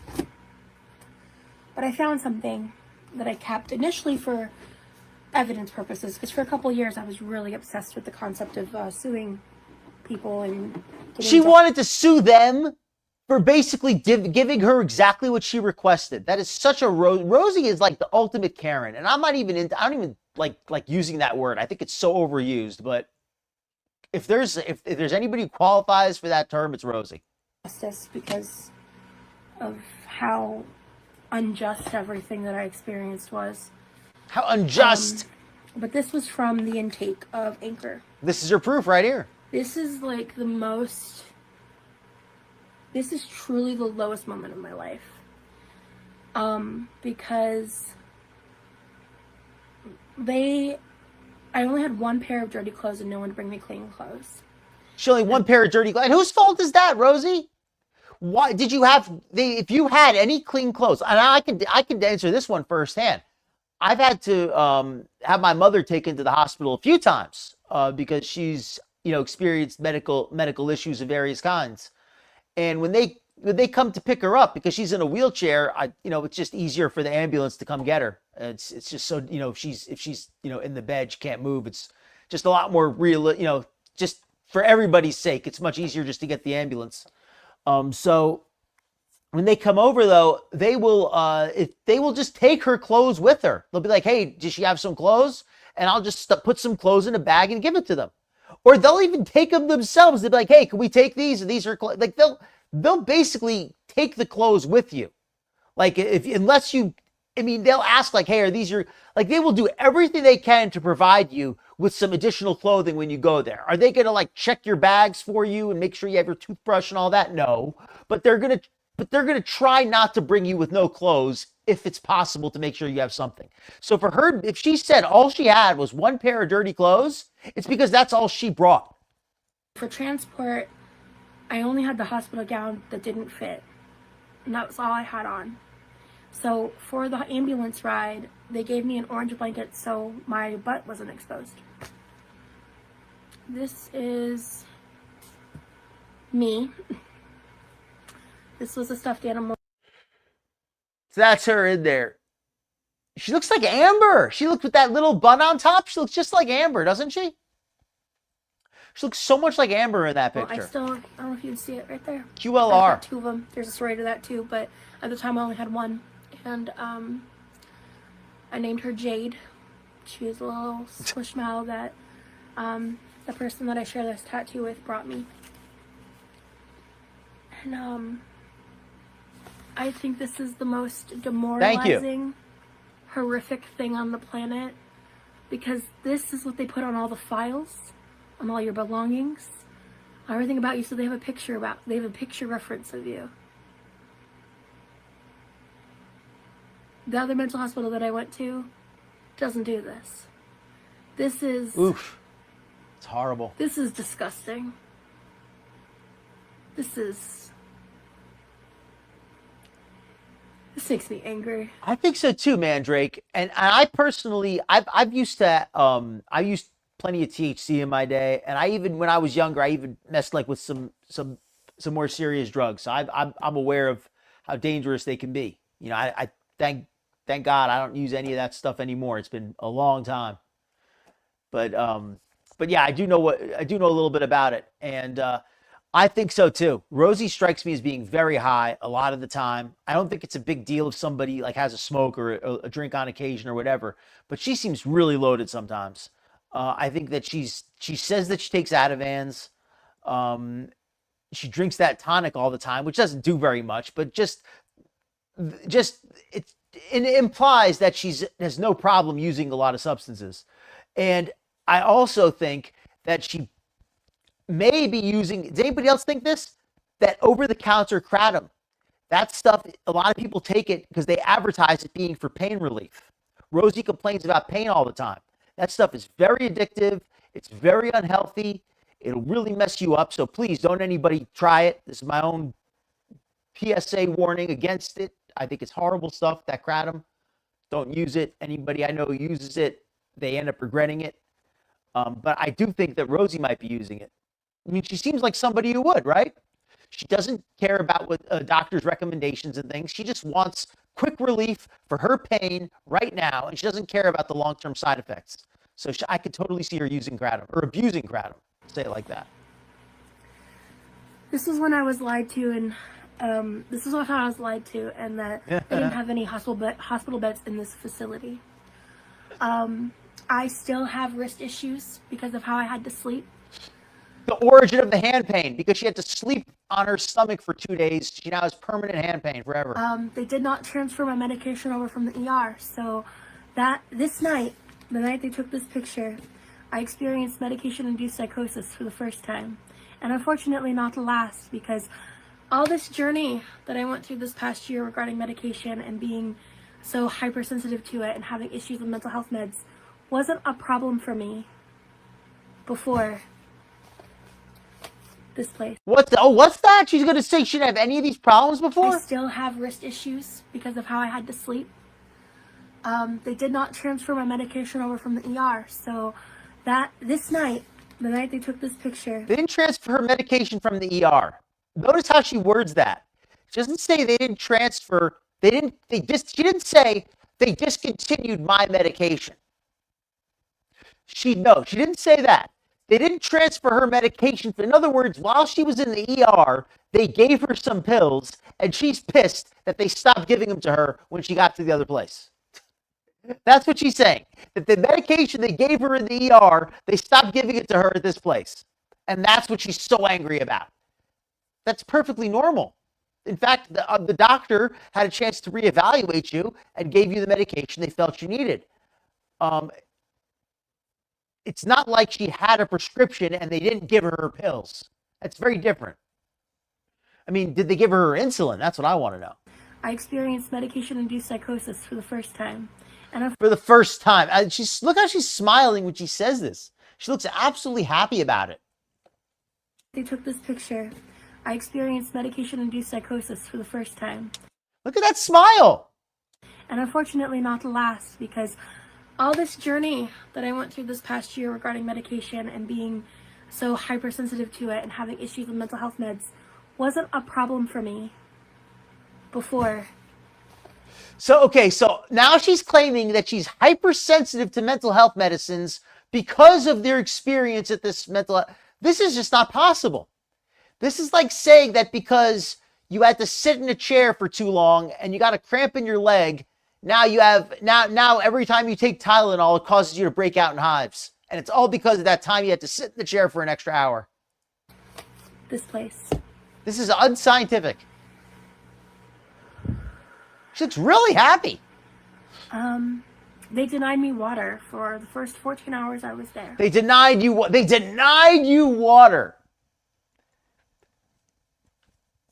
I don't believe that unless there was a reason. Unless they had a reason, like we can't give you water because of a medication, or we gave you an IV, so we don't want to. I mean, there must have been a reason. And why couldn't you just get your own cup of water, Rosie? Were you locked down in your room? I was promised up front at the gate by the girl who took this picture of me that they would give me extra pillows. She was promised extra pillows, but she didn't get the extra. She only got the regular 2 pillows. And again, I was not in my right frame of mind. So how do you remember all this if you were so out of it? How do you remember every little frickin' detail if you were so out of it? For rules reasons, they tried to take Jade, the stuffed animal, away from me, even though they hadn't given me any of the anxiety meds I had been on for previous days. Okay, they hadn't given her the anxiety meds she'd been on the what? Previous days. Exactly. So she went to the ER. They gave her some tranquilizers. They gave her some Ativans or some Xanax or whatever. They gave her some kind of tranquilizers, some benzos. And they stopped giving them to her at the mental facility. And she wants to use that as the reason why she went crazy. Because they stopped giving me my benzos. Well, if you were only on them for 2 days, it shouldn't have made a difference.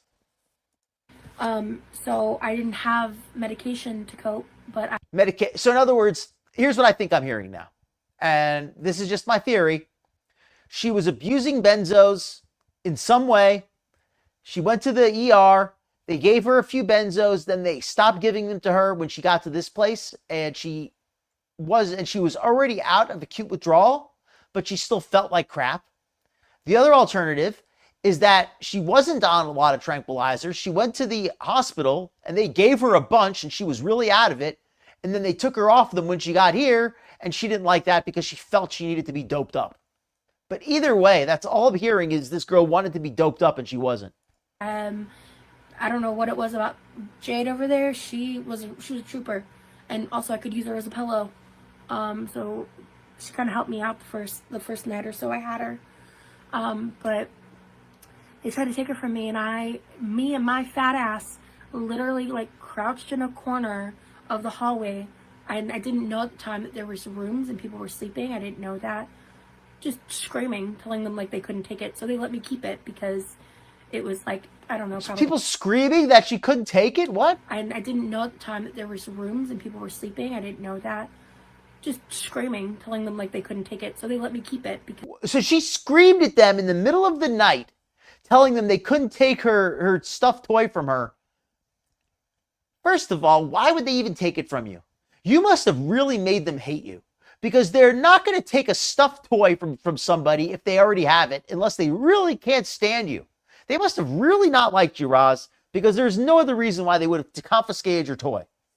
Because it was like... And then they let you keep it after, so they really weren't trying to confiscate it.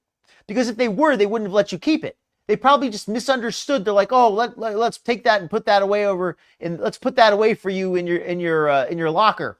It's like, "No, don't take my toy." Probably 10, 11, 12 at night at that point. So she woke everybody up in the facility. She screamed in the middle of the night and woke everybody up because they tried to put away her toy. Time intake with me, transfer and intake, and the nurse, whoever, the tech or whatever, that was in my room right afterwards, when I asked for the extra pillows, she laughed in my face and said, "You're lucky you have one," and closed the door in my face. So in other words, the woman was honest with you and said, "Hey, we actually, those are extra pillows. Most people don't have any pillows right now. Or they have one, you're lucky you got one pillow, baby. Be happy you got it." That is... So in other words, she laughed in my face. She probably just chuckled as she left. She laughed in my face. Yeah, she got in your face. Ha ha ha ha ha. You only have one pillow. Stupid bitch. You only got one. Ha ha. No, not like that. She said, "Well, you're lucky you got one, baby." And she walked out and chuckled. Laughed in my face. All the toiletries that we were given in a tub. And they had a rule that if you didn't put everything back in the tub once you were done with your showers, they would confiscate everything. And I have ADHD. What? So if you didn't, so in other words, they gave you a tub to hold all of your toiletries in. And if you couldn't fit them all in there, they got rid of the excess. That's absolutely normal. She wanted special treatment. She wanted to be able to have extra toiletries that other people didn't. They gave you, Roz, I'm not big on rules and stuff like that, but when you're in a communal facility like that, you kind of have to be. Because they're not for you, they're for accommodating everybody else. And you have to respect that. Whether it makes sense to you or not, you have to respect that these other people are living in that facility as well. The people who work there care for the other people as well. They can't just be concerned with you. And if you leave your toiletries out, it's giving somebody else less time in that bathroom because they have to figure out whose toiletries those are.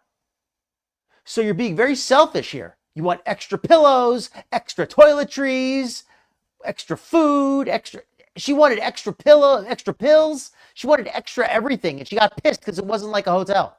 Pretty severely. And so my second or third day, I forgot. And the rest of my time there, I had to shower with the hand soap dispenser in the bathroom. They took away my soap, shampoo, comb, and toothbrush. All of it. When only some of it had been forgotten due to a diagnosis I have.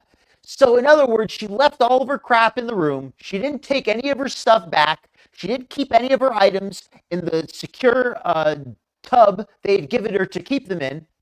and all of her items were thrown away because she left them where she wasn't supposed to. I've got a feeling it probably wasn't even the first time.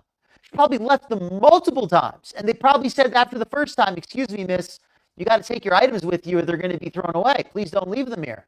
"Oh, I'm sorry. I have ADHD. I can't remember." Rosie, you're in a mental facility. Everybody has a diagnosis.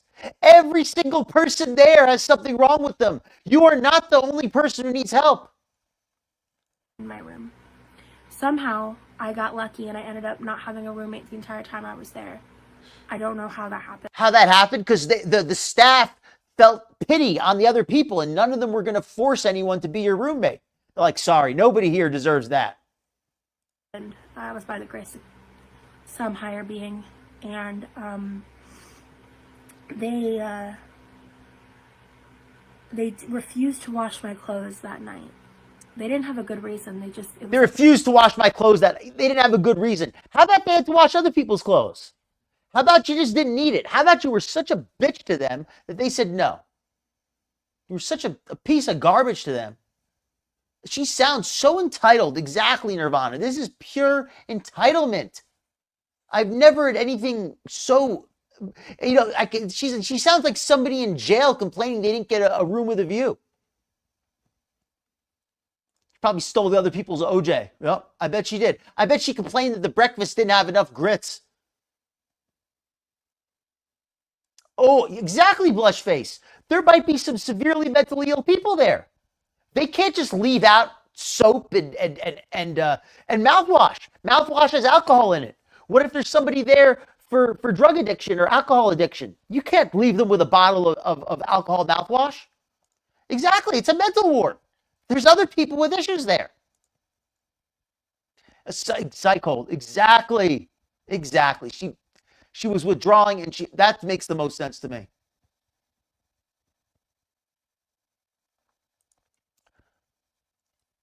Exactly, Nutty. It's a communal living, and it's a place that is very strict security. Very strict. Poor thing, she had to shower with soap from a soap dispenser. Oh my God, the hardship. There's homeless people who are hoping, if they're lucky, there'll be some soap in the dispenser when they go to wash up in the bathroom someplace. Welcome in, Trauma Dumpling. This baby dinosaur was trapped in the tar pit for a few extra days. Welcome in, Belladonna. Good to see you. That was probably what it was. They probably said, "Look, if you want your clothes washed tonight, you got to do it yourself." Total sense. Makes total sense. And my staff just didn't want to clean them. The staff just didn't want to clean. Maybe because your clothes are so freaking stank, they didn't want to touch them. But yeah, like Belladonna said, they have a laundry room. Wash them your frickin' self. All I had was a nightgown with my butt exposed. That I had. You're Rosie, on the internet, every day your ass is showing, so that's nothing new. I'd been in for 3 days already, and a pair of dirty clothes that had food encrusted on them that was 3 days old. So exactly like the thing that you're wearing right now in your live. A shirt that's 3 days old with food encrusted on it. So she's been doing that forever. That's always been her style. When I had gotten food on myself at the restaurant. So in other words, her normal clothing. I didn't start washing it until like 6, 7 o'clock in the morning. And so I was stuck in my room, and I was wrapped in blankets. I had 2 blankets I had to be wrapped up in. And I was naked when the psychologist or psychiatrist, whatever, came in to interview me, a male doctor. Again, this is 5. She was upset because usually it's the other way around. Usually he's the one that pays when the doctor comes in to see her naked. Like that neurologist feed her client. She's so shy all of a sudden. This is the woman who went to go have group sex on New Year's because she wanted to play it safe. But now all of a sudden she's shy about a man seeing her with a blanket on. 5 days after. Didn't she pose naked on the internet regularly? Wasn't she like in the BBW? Didn't she make BBW porn? And I'm not saying that just because you make porn means that, you have to let people see you naked. Not at all. But it just sounds very odd that she's so uncomfortable with the idea of somebody seeing her body when she literally posts herself naked for in public. So it's just kind of weird. One of the worst moments of my life that happened. And I remember he was asking me questions like what Earth is, like just basically trying to make sure I was mentally competent again. There was just a theme with all the professionals at this place that they just don't make eye contact with people. Because maybe because he's so embarrassed that you're half naked. Do you think that he wants to see you like that, Rosie? Do you think that he chose to visit you in those circumstances? He had probably put it off as long as he could. And then when they told me they were going to bring me my breakfast or whatever to my room, because again, I was naked. So because you were naked, again, just for anybody who missed the beginning, she's naked because she didn't bring any clean clothes with her. She went to the hospital and she had no clean clothes to bring. So she had to be in her stuff. And they brought her breakfast in her room because she didn't have clean clothes, and she's complaining about that. She's complaining that they gave her literal freaking room service. That's a bad thing, apparently. It's like, I don't care about the food. No, bull crap. You do. That's all you care about, the food. If you didn't care about the food, it's because you didn't like it. I just was like, I don't care about the food. Please just bring me water. And it was kind of like a thing at that point in my life. I hadn't gotten to try grits yet, and I really wanted to try grits. But like, I really wanted them to be good grits. And I was she was upset because the grits were not good grits. They were just regular, like, instant grits. Very hungry. It had been a very long time since I'd eaten. Very long time since she'd eaten, like over 8 hours. Since I had water. So I was just I just remember, like, I just didn't care about eating because I was so thirsty. And good catch, Belladonna. My breakfast tray, and they put 2 fruit punches on it, but there was no fucking water. They still didn't remove. Hold on, so they denied her water, but they gave her multiple cups of fruit punch. So she claims that they wouldn't give her any water. They denied her access to water for 14 hours. But they gave her multiple cups of fruit punch. Rosie, it's not a restaurant. They brought you what they had. Why didn't you go to the water fountain? Oh, because I was naked. Why were you naked? Because I didn't have any clean clothes. You did this to yourself, girl. You did this to yourself. I'm just being real with you. You did this to yourself. Did every bit of this you did to yourself. You went to go visit that married couple on New Year's. You crashed out because because the woman who was there said it was all a misunderstanding, and you freaked out. Then you called 911, and instead of reporting the guy who allegedly assaulted you, you decided to tell them that you were breaking down. You needed to be hospitalized. None of this makes any sense, except for the fact that the staff probably was sick to death of her. Give me water. They wouldn't give me water. I was just so frustrated. I just remember I sighed and I chugged the fruit punch because I just needed something to drink. And she sighed and chugged the fruit punch because she just needed something to drink. Got down those disgusting grits. Disgusting grits. Really nasty, shitty grits. It's a mental hospital. It's not a restaurant. You should be glad that they gave you breakfast. I mean, so let me rephrase that. They should give you breakfast. But you should be glad that it was hot and it was, what'd you expect? Some toast? Here, know what you would expect? A box of off-brand cereal and a little cup and a little, one of those little miniature cartons of milk. That's probably about the best you could expect. Anything better than that is very nice.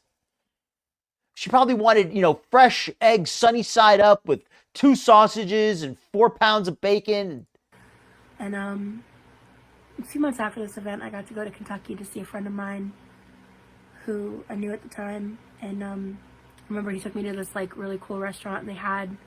When my mother was in that rehab, when she really had the serious medical issues, after she got out of the coma, she was in that rehab facility, and I remember they would bring around like a little snack thing at night, and it was cool. But the problem was that for her, at least, that she just wasn't getting enough activity. So at first she was eating too many snacks. She ended up gaining weight. But she was the only person who went from being like too skinny to being like they had to put her on a diet by the end because she ended up eating so many snacks. But what I did was I brought her protein drinks because the snacks are cool, but I was like, no, I don't want her gaining weight because she already is stuck in a wheelchair. Make it easier for her to get up into the bathroom because she has to get up to the bathroom obviously for herself. So it was like, let's try to give her something a little healthier.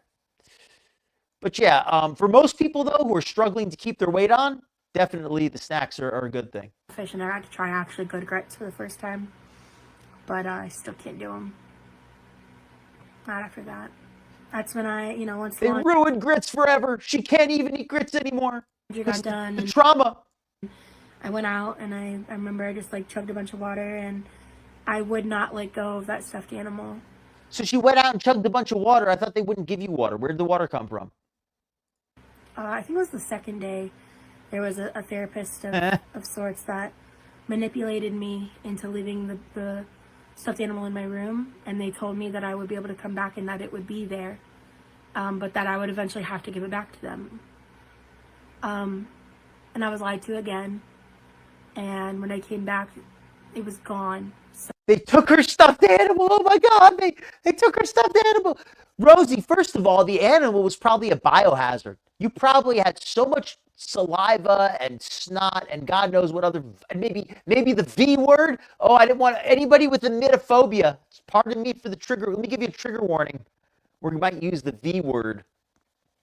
Might even use the N word for nausea. We might even use that as well. So everybody, please, trigger warnings. If you have emetophobia, if you're like Rosie and you can't handle the talk of nausea or vomit, please. Just want to warn you ahead of time. So I had a meltdown. And then that first day, like I tried to participate. They made Alcoholics Anonymous mandatory, even though that wasn't a thing I needed. And I was really frustrated by that because there's like a really religious component to Alcoholics Anonymous or OA. There's actually, something I can actually share something interesting about this. Alcoholics Anonymous, I know a little bit about it. When I was younger, I did do a bit of, like I said, I used to do a lot of drank too much, overconsumption, all that. So I checked out a little bit. And they're explicitly not Christian. Because from my understanding, it was founded by a guy who, back in the old days, they had plenty of, like groups to help you stop drinking, but they were mostly at churches. You want to quit drinking, you go to the church, and they'd be like, hey, quit drinking, buddy, read the Bible. And that worked for a lot of people, but it didn't work for everybody. And Alcoholics Anonymous, from what I read, was created by a guy who started his own group where you didn't have to, where there was, because he didn't want to be a Christian. He wasn't into that. And he wanted to have his own, like, way to stop drinking. And that's what created the Alcoholics Anonymous. There's more to it than that. But so for her to say there's a religious component is disingenuous. There's a spiritual component. You could argue that. But she claims to be spiritual, so I don't see what she's upset about. And she did used to drink a fair bit. And wasn't she there for benzo? She overused benzos and stuff. So even if she didn't have a drinking problem, the overall theme of the meetings, which is to help you with addiction, would still be very useful for her. That I just don't fucking jive with. And the important highlight of the first day was that they had you fill out a worksheet. And there was an option to like check to speak to someone privately, like for therapy. And I did that because I really just needed to fucking talk to someone. And I never got pulled aside. And the next day I did the same thing. That's actually kind of interesting to me. It's like it almost like started out like explicitly irreligious, but then I guess they kind of like decided, hey, you know what? Let's bring it back into a church. I don't know. I feel like I guess I don't know. People do what works for you. I'll just say it like that. Do what works for you, folks. And I walked up to the behavioral health person, therapist, counselor, whatever. And she was sitting at her desk with her binder open, the sheets of fucking faces and stickers and writing her bullshit. Exactly. She has a lot of addiction issues. She used to drink. She has the food addiction. That was probably the real reason why she didn't like the AA, because she had to confront the fact that she was an addict. because she probably said, well, I don't know what I'm doing here. I don't have a drinking problem, so I don't know why I'm here. And they said, well, hold on a second. You're addicted to food, I bet. And she's like, oh, what do you mean? That's very fat phobic for you to suggest that. And they said, well, hold on a second. We're all about, accountability and being honest with yourself. I'm an alcoholic. I accept that. You're a food addict. You need to accept that. How could you say that? That's fat phobic. I'm not putting up. That's bigotry. I'm not going to put up with that. And that's probably how the AA meeting went. That's probably why she didn't like it. And the next day I did the same thing in the check-in, and I walked up to the behavioral health person, therapist, counselor, whatever, and she was sitting at her desk. That makes sense. Sheets of fucking faces and stickers. And that makes sense. All right, let me get back to the Rosie part. I got so sidetracked with the AA. Alcoholics Anonymous or OA, things like that I just don't fucking jive with. Oh, she just said she doesn't jive with Overeaters Anonymous either. Yeah, of course you don't jive with it, because it's what? The first element is being accountable. That's all about accountability. So of course you're not into that. And the important highlight of the first day was that they had you fill out a worksheet. And there was an option to check to speak to someone privately, for therapy. And I did that because I really just needed to fucking talk to someone. And I never got pulled aside. And the next day I did the same thing in the check-in, and I walked up to the behavioral health person, therapist, counselor, whatever, and she was sitting at her desk with her binder open, with sheets of fucking faces and stickers and writing her bullshit.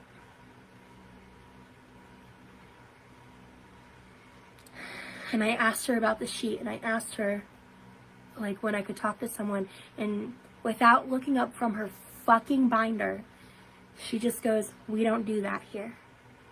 And I went, "I'm sorry, what?"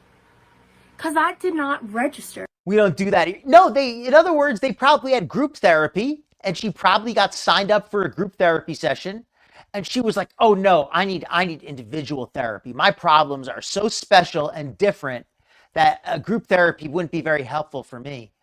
Well, sorry, Rosie, we don't do that here. They probably said, we have group therapy that would be very helpful for you. We have ones that are about accountability. We have ones about dealing with trauma, dealing with triggers, dealing with addiction. In fact, you could probably go to all of these. You could fill your whole day with groups, Rosie.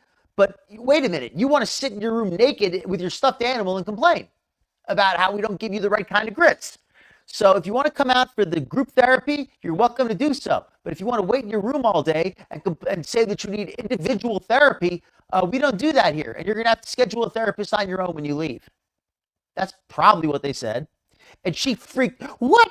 You don't do individual therapy? What kind of terrible place is this?" Without looking up from her fucking binder, she just goes, "We don't do that here." Yeah, and Belladonna, I'm glad to hear that, by the way. That's fantastic. It doesn't sound very pleasant to be in a place like this, but if that's the environment that you need a safe place, then by all means, and hearts in the chat for anybody who's dealt with addiction or mental illness or real trauma of any kind. It's tough out there, right? We most people here have dealt with something, or at least know somebody who has. So it's tough, but it's one of those things where you can overcome, right? You go to the meetings, you go to the therapy, you work on yourself, and you get better. Rosie is just perpetually getting worse, perpetually being a victim, right?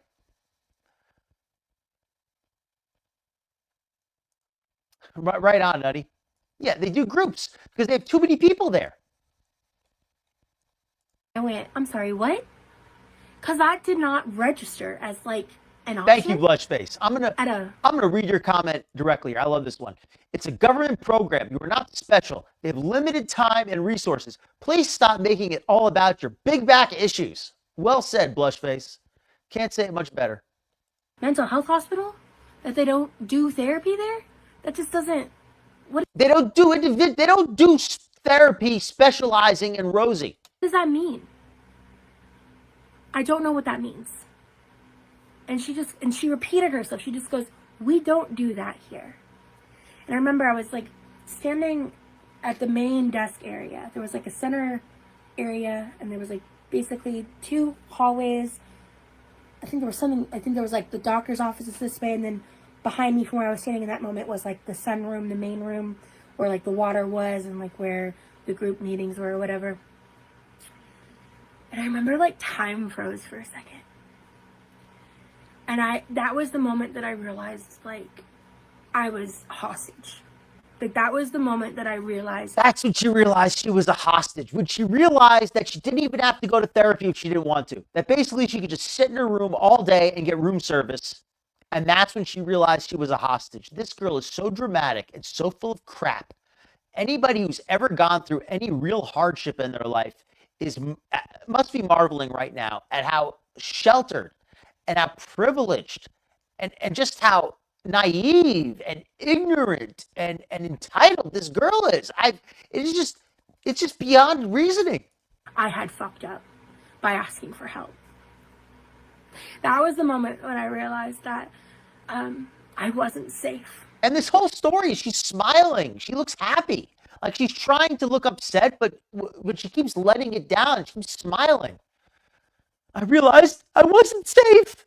You were in a lockdown facility. You couldn't be any safer. You're safe from yourself, Rosie. And the only person who's ever harmed you is you. So, yeah, so that's basically the safest place you can be is any place that protects you from yourself. And that's where you were. You were in the safest place you've ever been. And there's a lot of like side things that happened. Like there was a moment with some of the male people, because the male people that were there that were very aggressive and scary. Like they were aggressive and scary. Yeah, they said, Rosie, stop whining. Go to therapy or stay in your room, but get out of the way and let us do our job. Oh, they're very aggressive and dangerous. Very clearly deranged individuals. Like there was just a few of them in the group.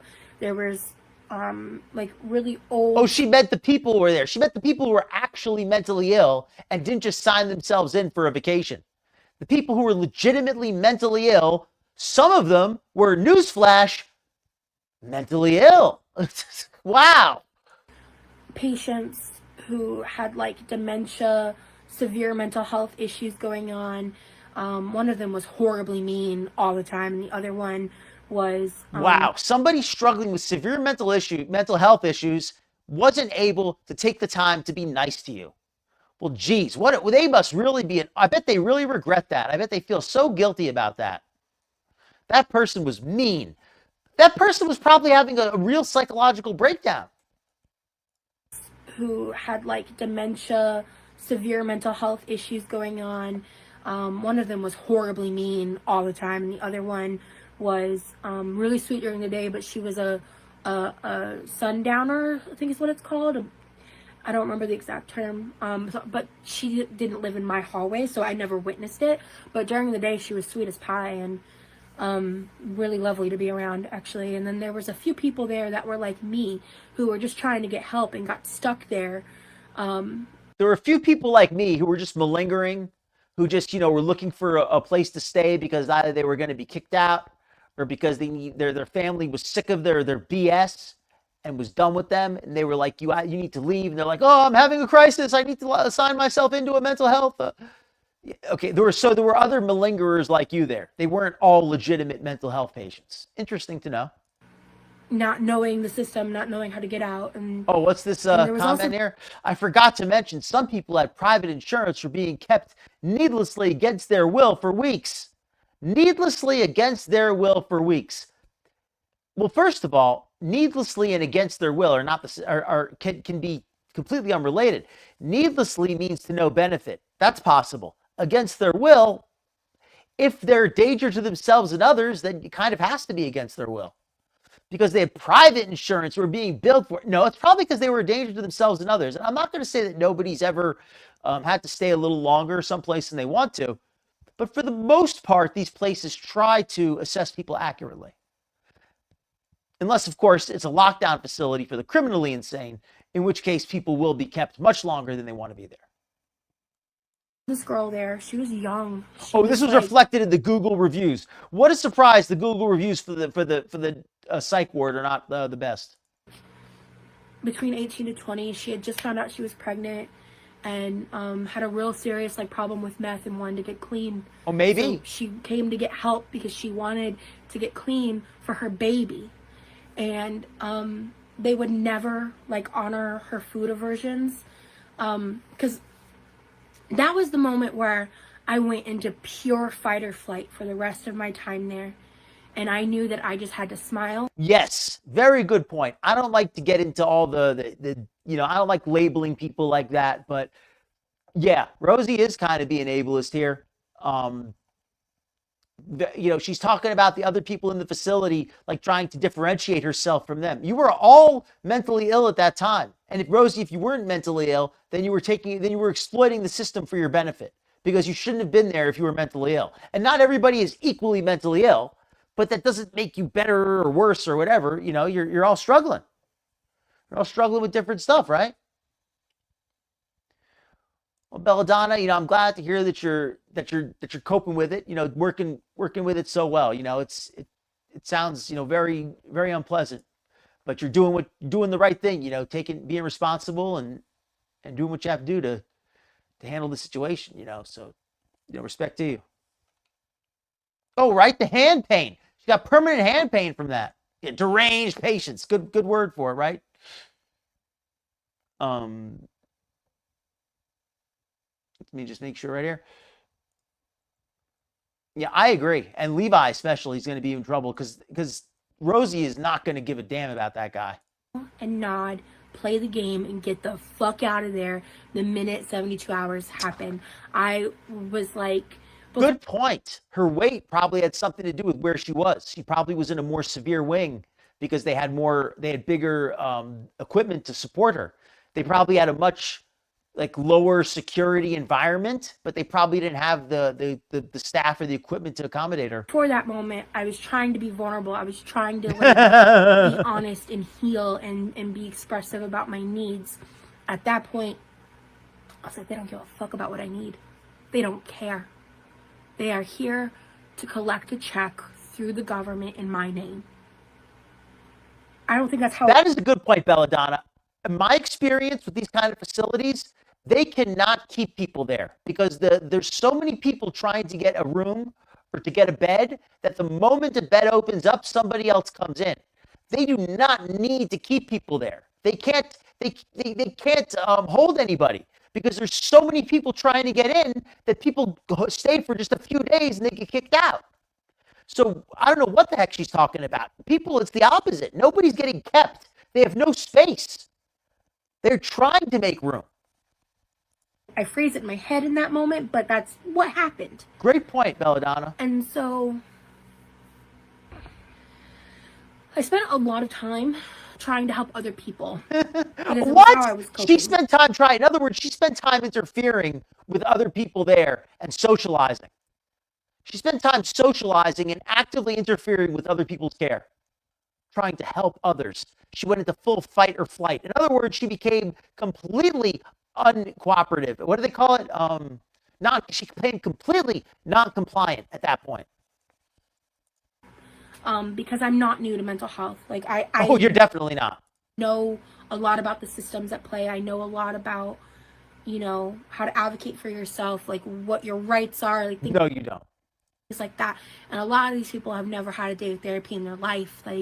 They don't really understand the system. And ironically, and interestingly, despite all your therapy, Rosie, you seem to be in exactly the same place they are.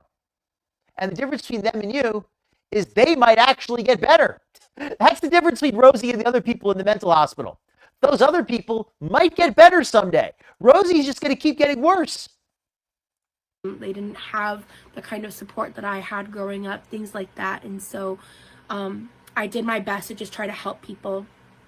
Because there were times where, like I mentioned, there were some elderly patients there. And some of them couldn't feed themselves. And depending on who was staffed that day, sometimes they would help feed them. And other times, the nurses were too busy looking at their nails and filing them. The nurses were too busy to feed them. I have a feeling those nurses took 2 seconds for themselves at one point. I'm not going to say that every nurse is a saint. Sure, there's bad people in every profession. But the kind of people who work in a mental health facility are usually very, very, I'm trying to go, they're usually very tolerant.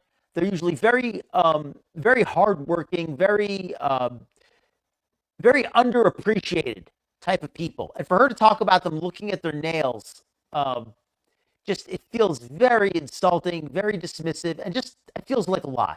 I just don't believe it.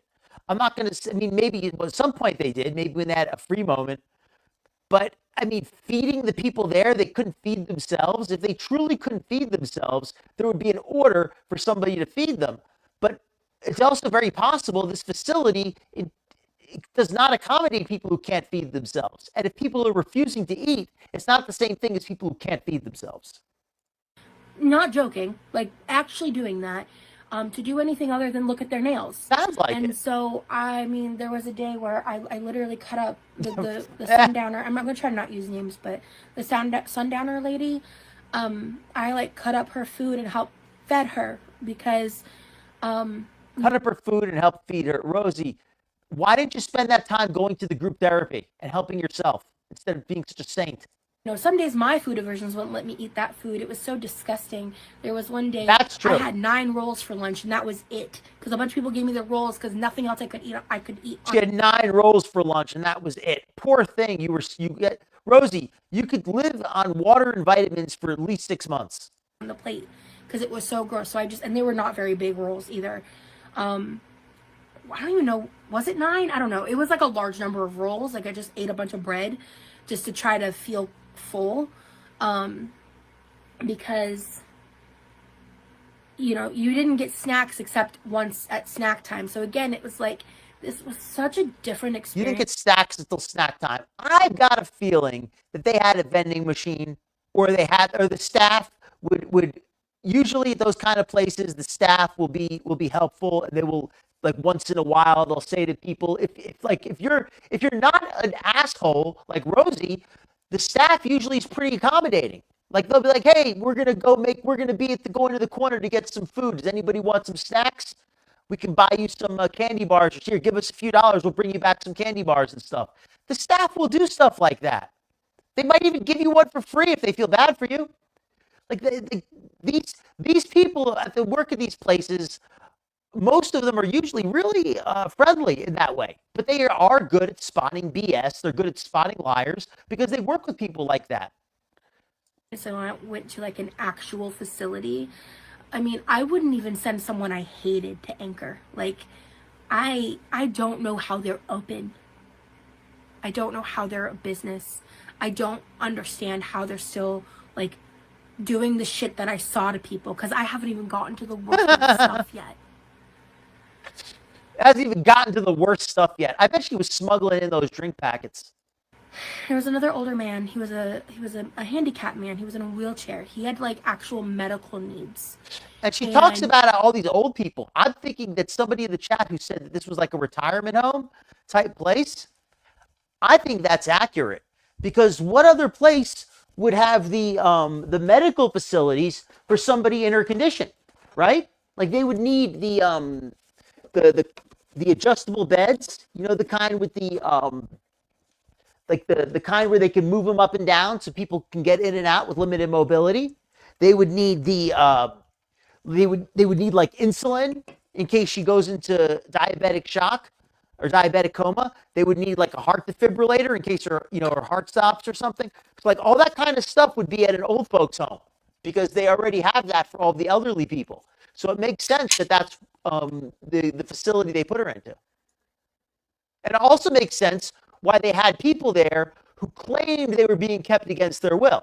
Because if somebody is very elderly and they are actually suffering from real dementia, old age dementia, they may not realize why they're there, and they may feel like they could go home, and they may say something like, I don't even know why I'm here. I wish I should be going home, but they just take my money.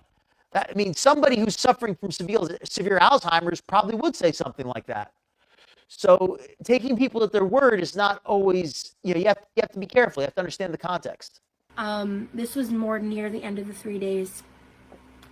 He was in a wheelchair and had a lot of pain issues and a lot of problems, and he kept trying to get seen by the doctor and they just wouldn't see him. And I literally how I coped with this whole fucking experience was back at that moment that I mentioned at the front desk with that bitch ass like behavioral health person.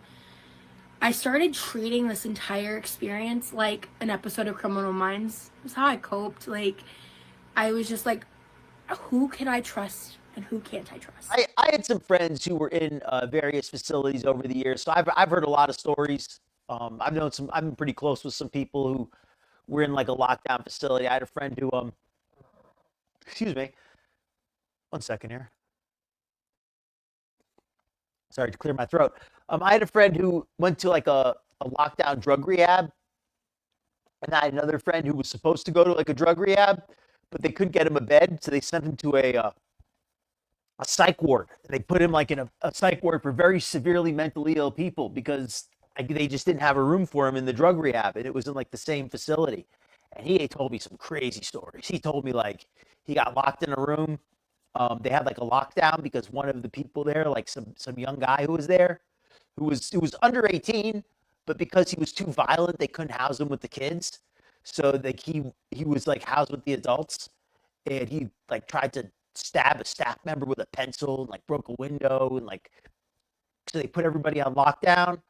And he said that his roommate like started like freaking out and like talking how he was the devil and stuff, and started like really like sounding crazy. And he said that this guy was normally like really like cool, like this guy during the day, like he seemed like really chill. He didn't even know what this other guy was doing there. He like it's kind of like a hippie, you know. But this hippie guy started freaking out and talking about like the devil and stuff. And then he just went nuts and like jumped on the other roommate. There was like a third roommate in there. He just started attacking the other guy, just started beating on him. And they were locked in their rooms at the time, so he was just like freaking out, you know. It's like he was sitting like on the far side of the room, he said, and it was just like, hey, you know, it was a trauma. Now that's traumatizing. That's a traumatizing experience. So Rosie wants to talk about trauma, and that's an actual like traumatizing mental situation. Like, you know what I mean? Like that's traumatizing. All right. And there was like a couple specific people that I could tell like actually cared and saw us as human beings, and other people who just saw us as like subhuman. No, not us, Rosie, just you. Only you were seen as subhuman. And rightfully so. I've never been to prison. Could somebody fix that? Could somebody please fix that? But I think that was prison. I think that experience that I had was prison disguised as mental health care. I think some prisons are nicer than that. That's a good point. She makes it sound like she was there for a month. This is so... That picture, she keeps showing that picture like it's a picture of her after being tortured or something, right? Like look at my scars, my invisible scars. Dehumanizing. She looks just like Amber to me. And I'm never gonna and she's still smiling this whole time. I'm never gonna get over this. She can't stop smiling. Get over this. Look at her. She cannot stop smiling. She's trying to frown with one side of her mouth, but she can't stop smiling with the other.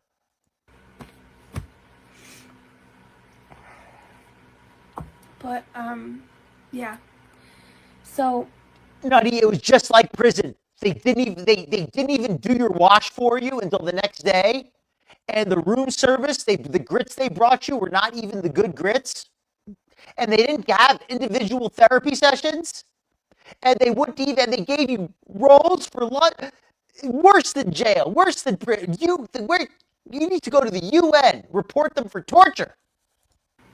I got a little sidetracked, but basically, I was able to kind of like...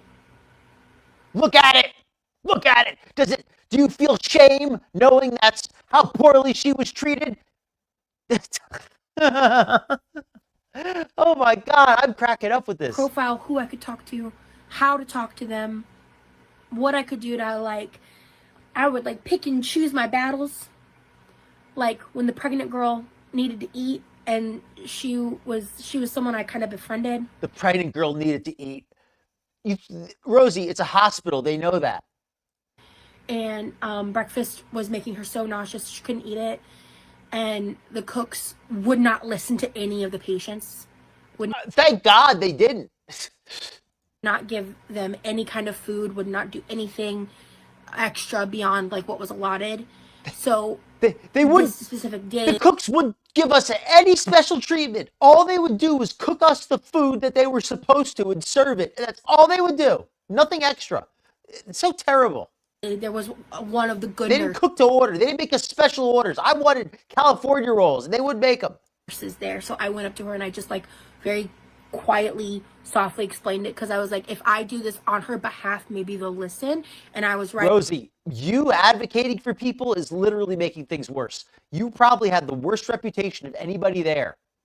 The only way you could change anything for anybody is to make it far worse for them.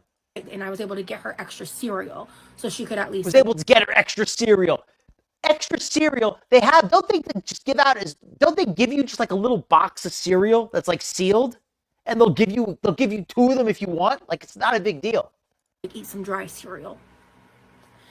And then the same thing with him, the guy in the wheelchair, and then getting the doctor, finding the nurses that cared, and just she got dry cereal for this girl. Rosie, that's not a flex. They would have given her dry cereal without you. They didn't need you to give her dry cereal. I don't think that was like, okay, you know what, Rosie? Because you personally asked us, we will allow her to have 1 serving of dry cereal. Like, hey, it's been like 2 days of him saying this, and this, like, symptom, these issues, and he's still not talked to the doctor. Like, you really need to get him to the doctor. Like, he needs to get to a fucking doctor. And,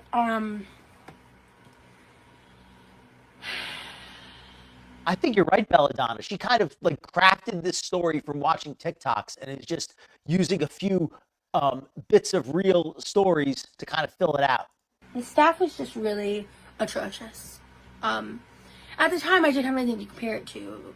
Now, having gone to like a really good mental health facility where like we could get snacks at any time of night. They had like pre-made sandwiches for us.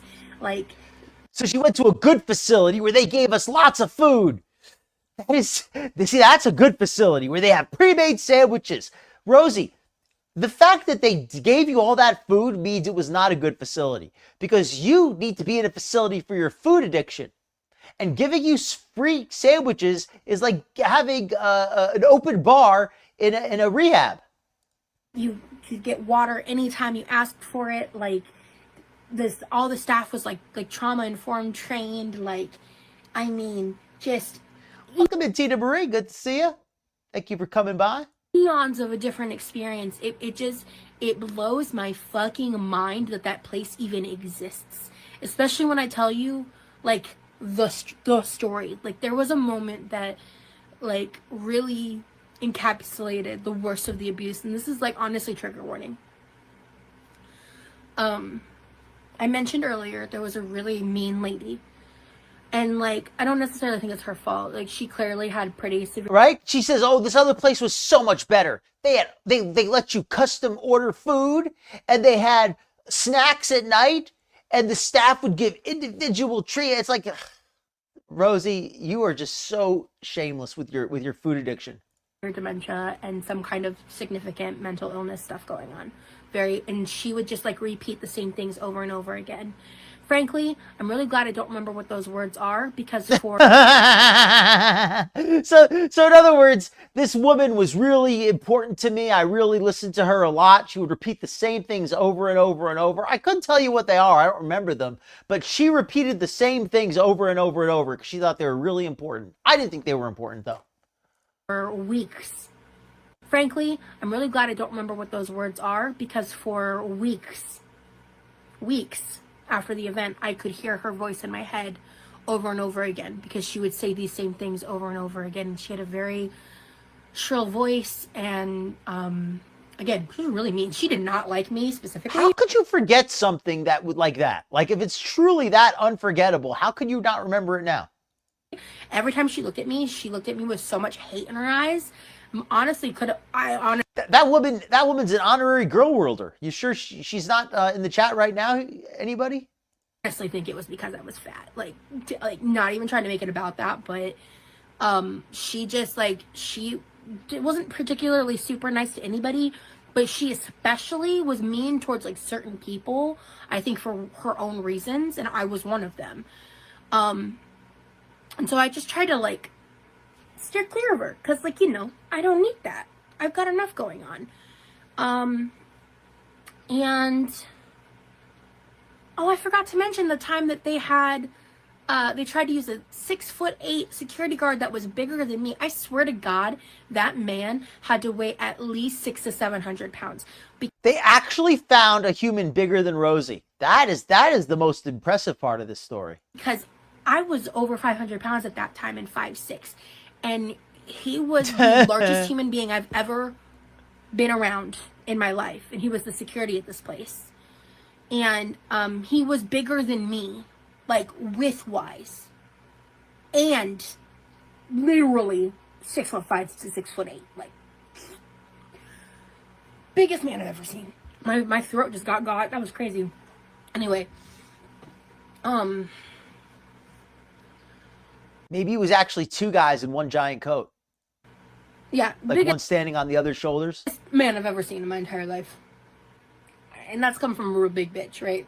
Anyway, got a joke sometimes. But the one of the staff members that really cared, who ran a lot of the group sessions, that wasn't the other one that I mentioned with the binder story.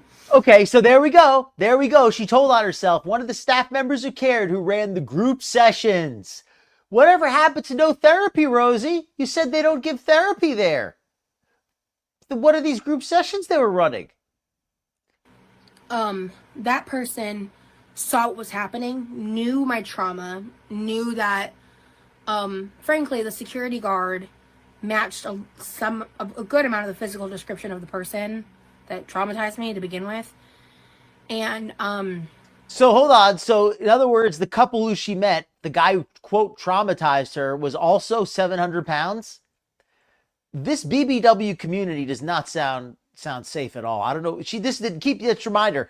This all started because Rosie, to be safe on New Year's Eve, decided to go have group sex with a married couple she barely knew.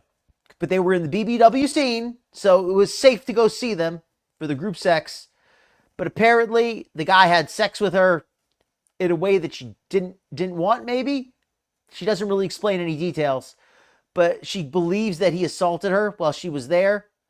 And when his wife, who, you know, said it must have just been a misunderstanding, said that to her, she freaked out and called the police. And instead of calling the police on the guy she said insulted her, instead of telling him that, she said, I need to sign myself into a mental hospital. I'm out of it. I'm crazy.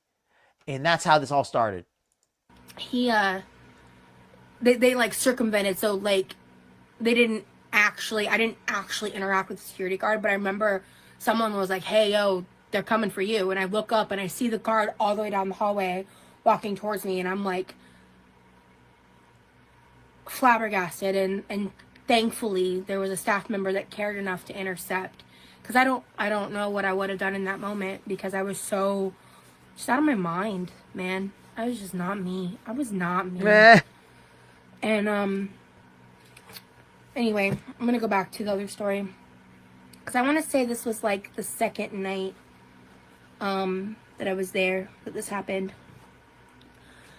I was trying to sleep, and, I had to So again, like what Tracy said, this was all in 72 hours, which is hard to believe, considering the amount of stories she had. This all took place in 72 hours.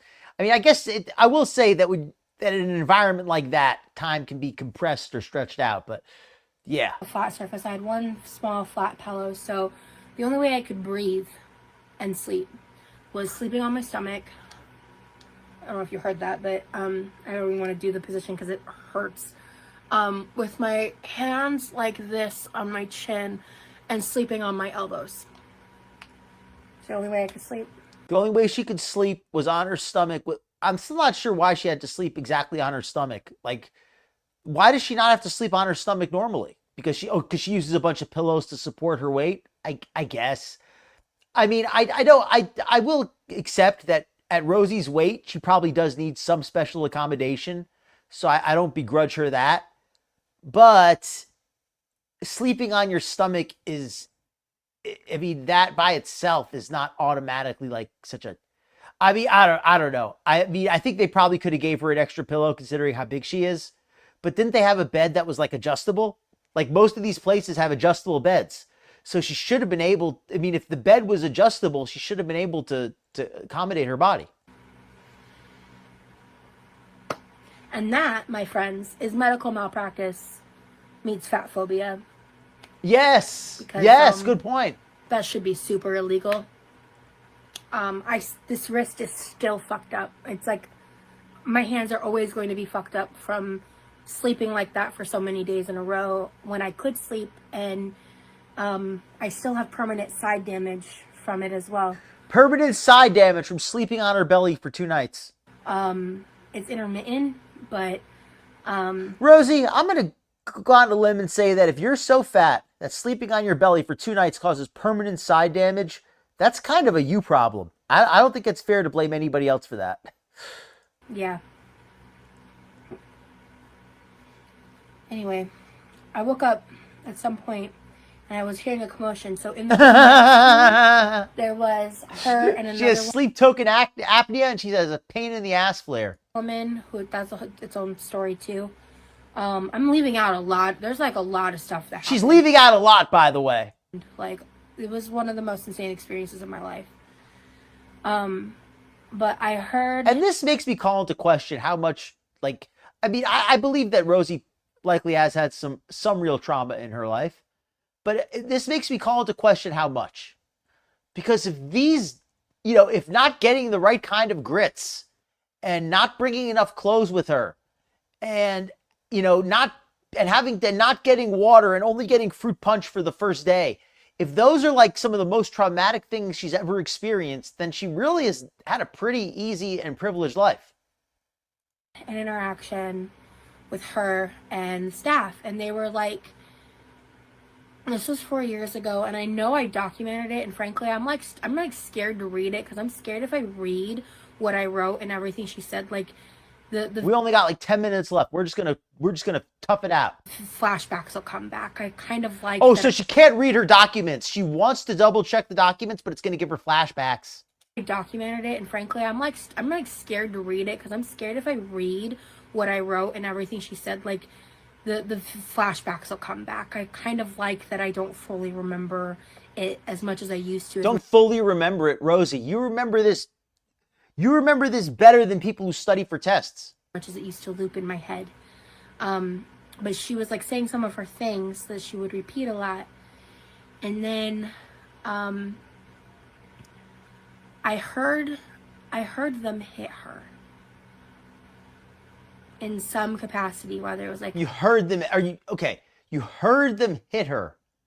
You do realize that a noise of a slap or a thump could be a lot of different things. slapping or punching. Like, I heard physical. How do you know they weren't just like, they didn't just drop the cot on the floor or something? Violence. And then I heard her say, "Don't hit me." So how do you know they didn't drop the cot right next to her and she's like, "Hey, be careful, don't hit me"? That absolutely could have happened. They could have dropped something on the floor and she's like, "Hey, be careful, don't hit me." Talking about like an 80-year-old woman. Yeah, exactly. I heard them hurting her. No, you didn't. You heard her say, don't hit me, which means that maybe they almost hit her with something by accident. And then I heard them laugh about it. Probably because it was funny, because she didn't actually get hurt.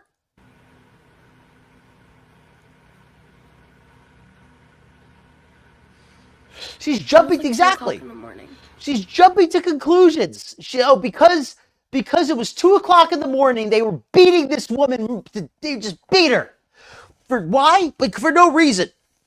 They were probably bringing her something and they dropped it on the floor and it made a noise. And she's like, hey, don't hit me with that. Be careful. And they said, and she's like, oh my God, they were beating her. This was at 2 a.m. They were beating her. She's just making it up. Either she's lying or she's making it up. And exactly, an elderly person with dementia is not the most reliable narrator. There's so many explanations for this that make sense, and none of them is Roz's version.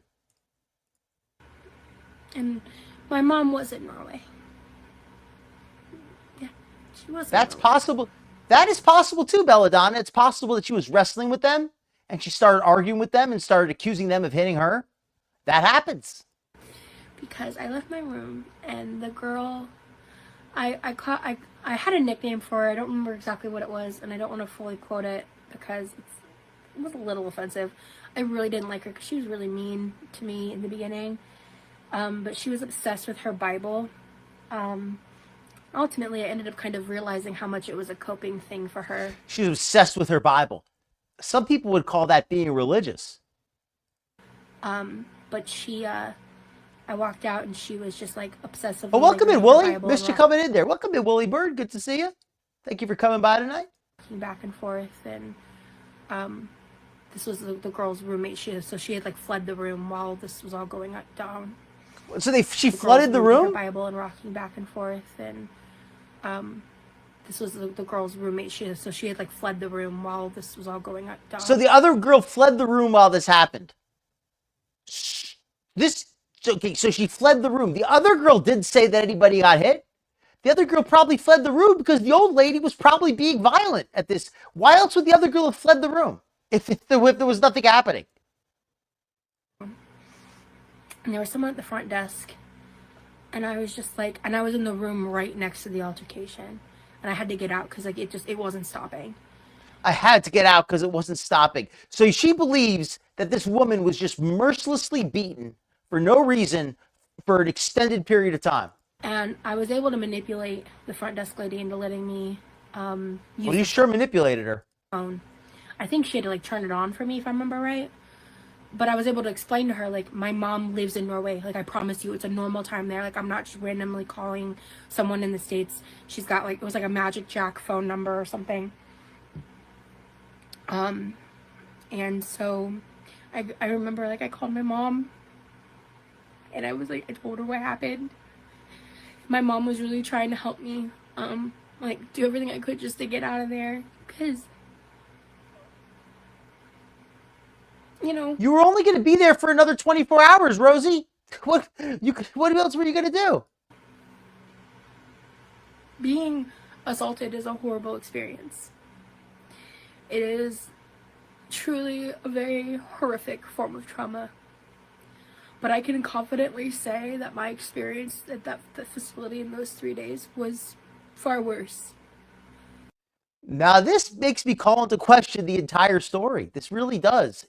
If hearing some lady argue with the staff and not getting the right kinds of grits and, you know, seeing a pregnant girl not get a second box of cereal, if that was more traumatic than being SA'd, then I have to call into question the SA.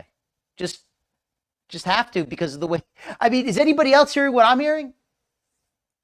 Than the initial trauma that took place, and I was further traumatized to the point that led to pretty much everything else that kind of stumbled down from the first couple weeks of 2020 into you know, near the end of 2022 when I landed, or sorry, 2021 when I 2022, yes. I got to Florida in 2022. I moved to Omaha at the end of 2022. The real healing started at the beginning of 2022. The real healing started.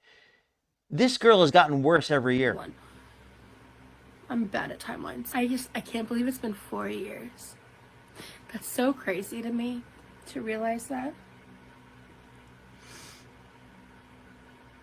There's so much that happened afterwards, and there was so many points of support for me throughout my experience once I was able to get out, and you know,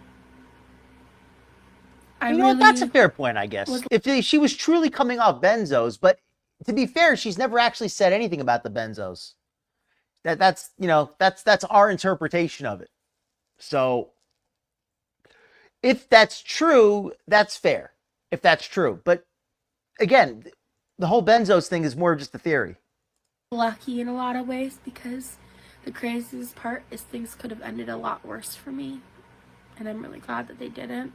But this story, my story like that, is not only is it not the only one, it's not the worst one of what the damage is for people in America who don't have insurance, who don't have good care, who need support, need resources, need help, and when they ask for help, that's what they get.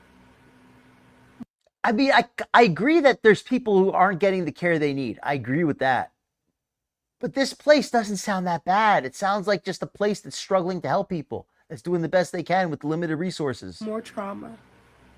And I told myself for so many years I would never go to a mental hospital, and I'm so glad that last year I was able to humble myself enough, that I was able to love myself enough to know that there was an opportunity for me to get care that I really needed, and that I could get it, and that just because this one place didn't do what they needed to do, and just because I was coerced into signing something when I was legally not in the place to be able to consent to any fucking thing, even though I mean, it's a valid theory. I'm not gonna dispute the theory, but if we're taking at her word, she doesn't say anything about any withdrawal. So if we're gonna take her about her word on part of it, then we gotta say, well, if she didn't say anything about any kind of withdrawal or any pills or anything. So I mean, I do think it makes sense, but if she didn't actually say it herself, I don't want to say that that's what happened. But I do think it makes sense as far as a theory. And I agree with you there, Belladonna. If somebody needs help, don't listen to Rosie on this one. Don't be scared of getting the treatment that you need just because it might not be pleasant. It's much better to go through a little bit of hardship and get the help you need. I had my rights stripped from me, my consent revoked from me, that there was a way for me to navigate the system where I was in full control, that I could leave at any moment, that I had the opportunity to get care that was paid for through my insurance voluntarily. What care did she think she was going to get? Her big complaint is they didn't feed her the right kind of food, and they didn't listen to her complaints. They didn't give her the special treatment they didn't give her enough pillows, and they didn't give her enough water on the first day. They only gave her juice, and they didn't let her keep her stuffed animal. Oh, and they threw away her shampoo because she didn't want to keep it in the designated area. I mean, these are the kind of complaints you would have if you were staying at a resort hotel. You know, oh, well, the maid threw away my shampoo. I'm pissed. You know, all right, well, if you're staying at a resort hotel, maybe you have a right to be upset. But if this is a mental hospital, you can't be upset about stuff like shampoo. That there wasn't some clause that made me have to submit to the system.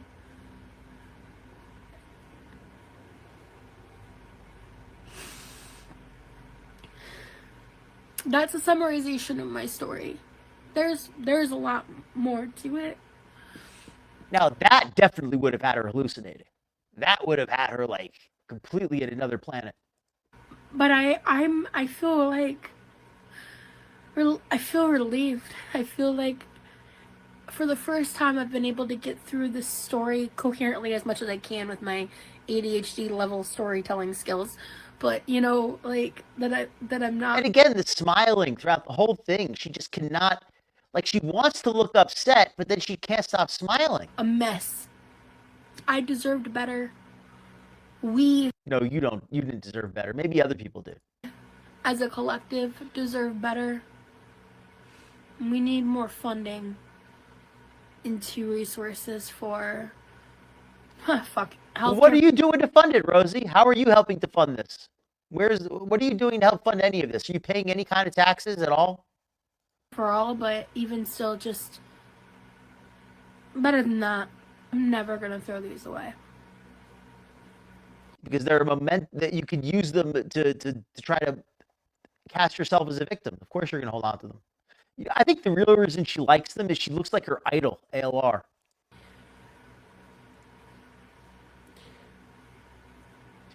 This is truly the lowest. It's torture. It's psychological torment, Canada Cool. And if she and exactly, Belladonna, if that's what she said, if she said that she was a danger to herself, then they did the right thing holding her for 72 hours. And if the grits were no good, well, then they did the right thing holding her regardless. Worst moment of my life. The worst time in her life? This entire scenario. When I think back on it, I did not want this photo taken.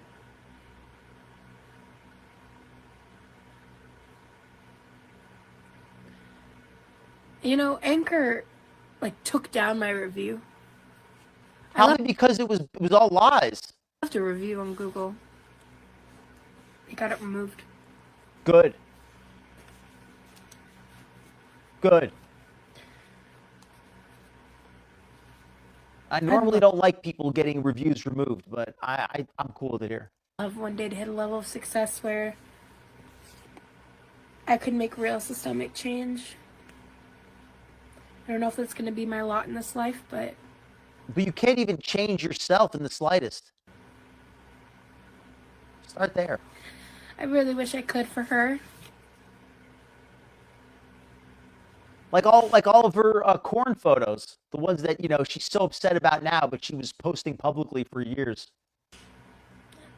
I really wish I could for her. Creepy crew member, glad you're more than welcome. You're a creepy crew member. Welcome in. And I think that's a good one. I think we should get some stickers made from those.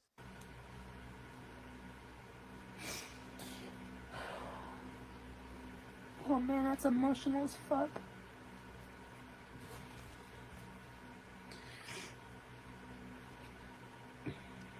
Fair point. I mean, the fact I only cried this much is a testament to how much I've healed. Shit, I was like, I'd love to get through this without crying, but I knew that just wasn't gonna happen. I wish you could have got through it without laughing and smiling. That would have been more authentic. One day I kind of want to go through this. I found this cute little organizer, and it's got like a bunch of childhood photos and like childhood memorabilia. Really important keepsake stuff. Like, this is pretty much all of my life that I have left from. It's probably just like a bunch of like lists of like her favorite foods and like candy wrappers and stuff from when she was a kid. Everything post like 2022 or pre-2020. Oh, but pre-2021. She's really bad at recalling timelines due to her concussions and memory loss issues she's developed.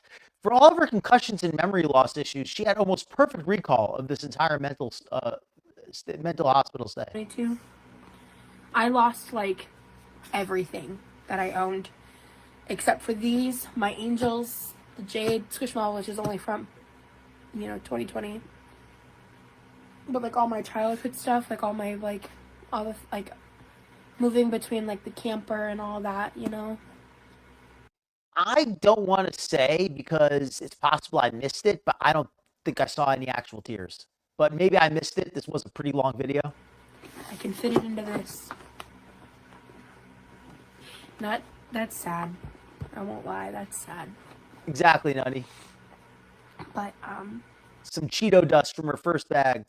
This survived. I survived. And I am proud of that. So I'm gonna go, because I probably have to go cry a little more. But I survived.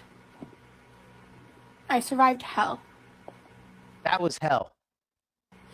And I've had a lot of people along the way try to invalidate that. And to be fair with Elise, you said, if she really was going through withdrawal, yeah, it was pretty hellish. But was she going through withdrawal? Because she doesn't even say that herself. She doesn't admit to it.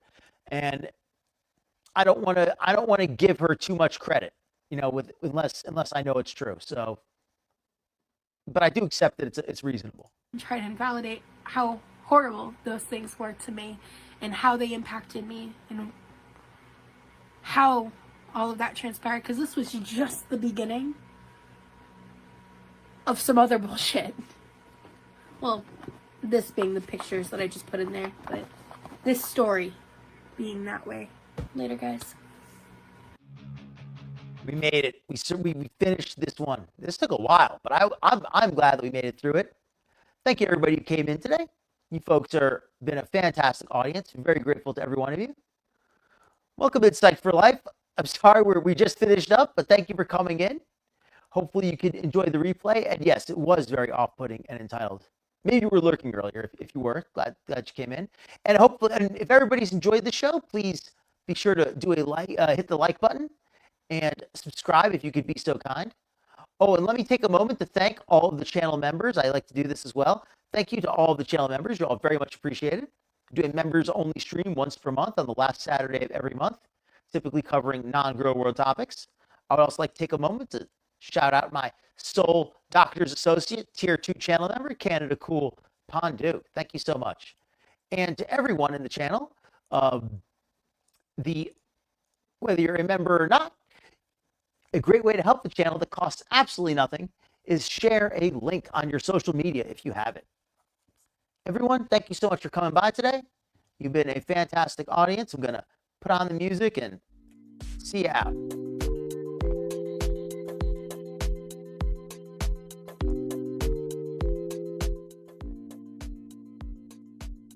Let's see if there's anybody. Let's see if Nikki's on, or no, she's not. She's not on until later tonight. All right, folks. I'm not seeing Rose on. So I'm just going to say goodnight. Good night, everybody. Have a great evening.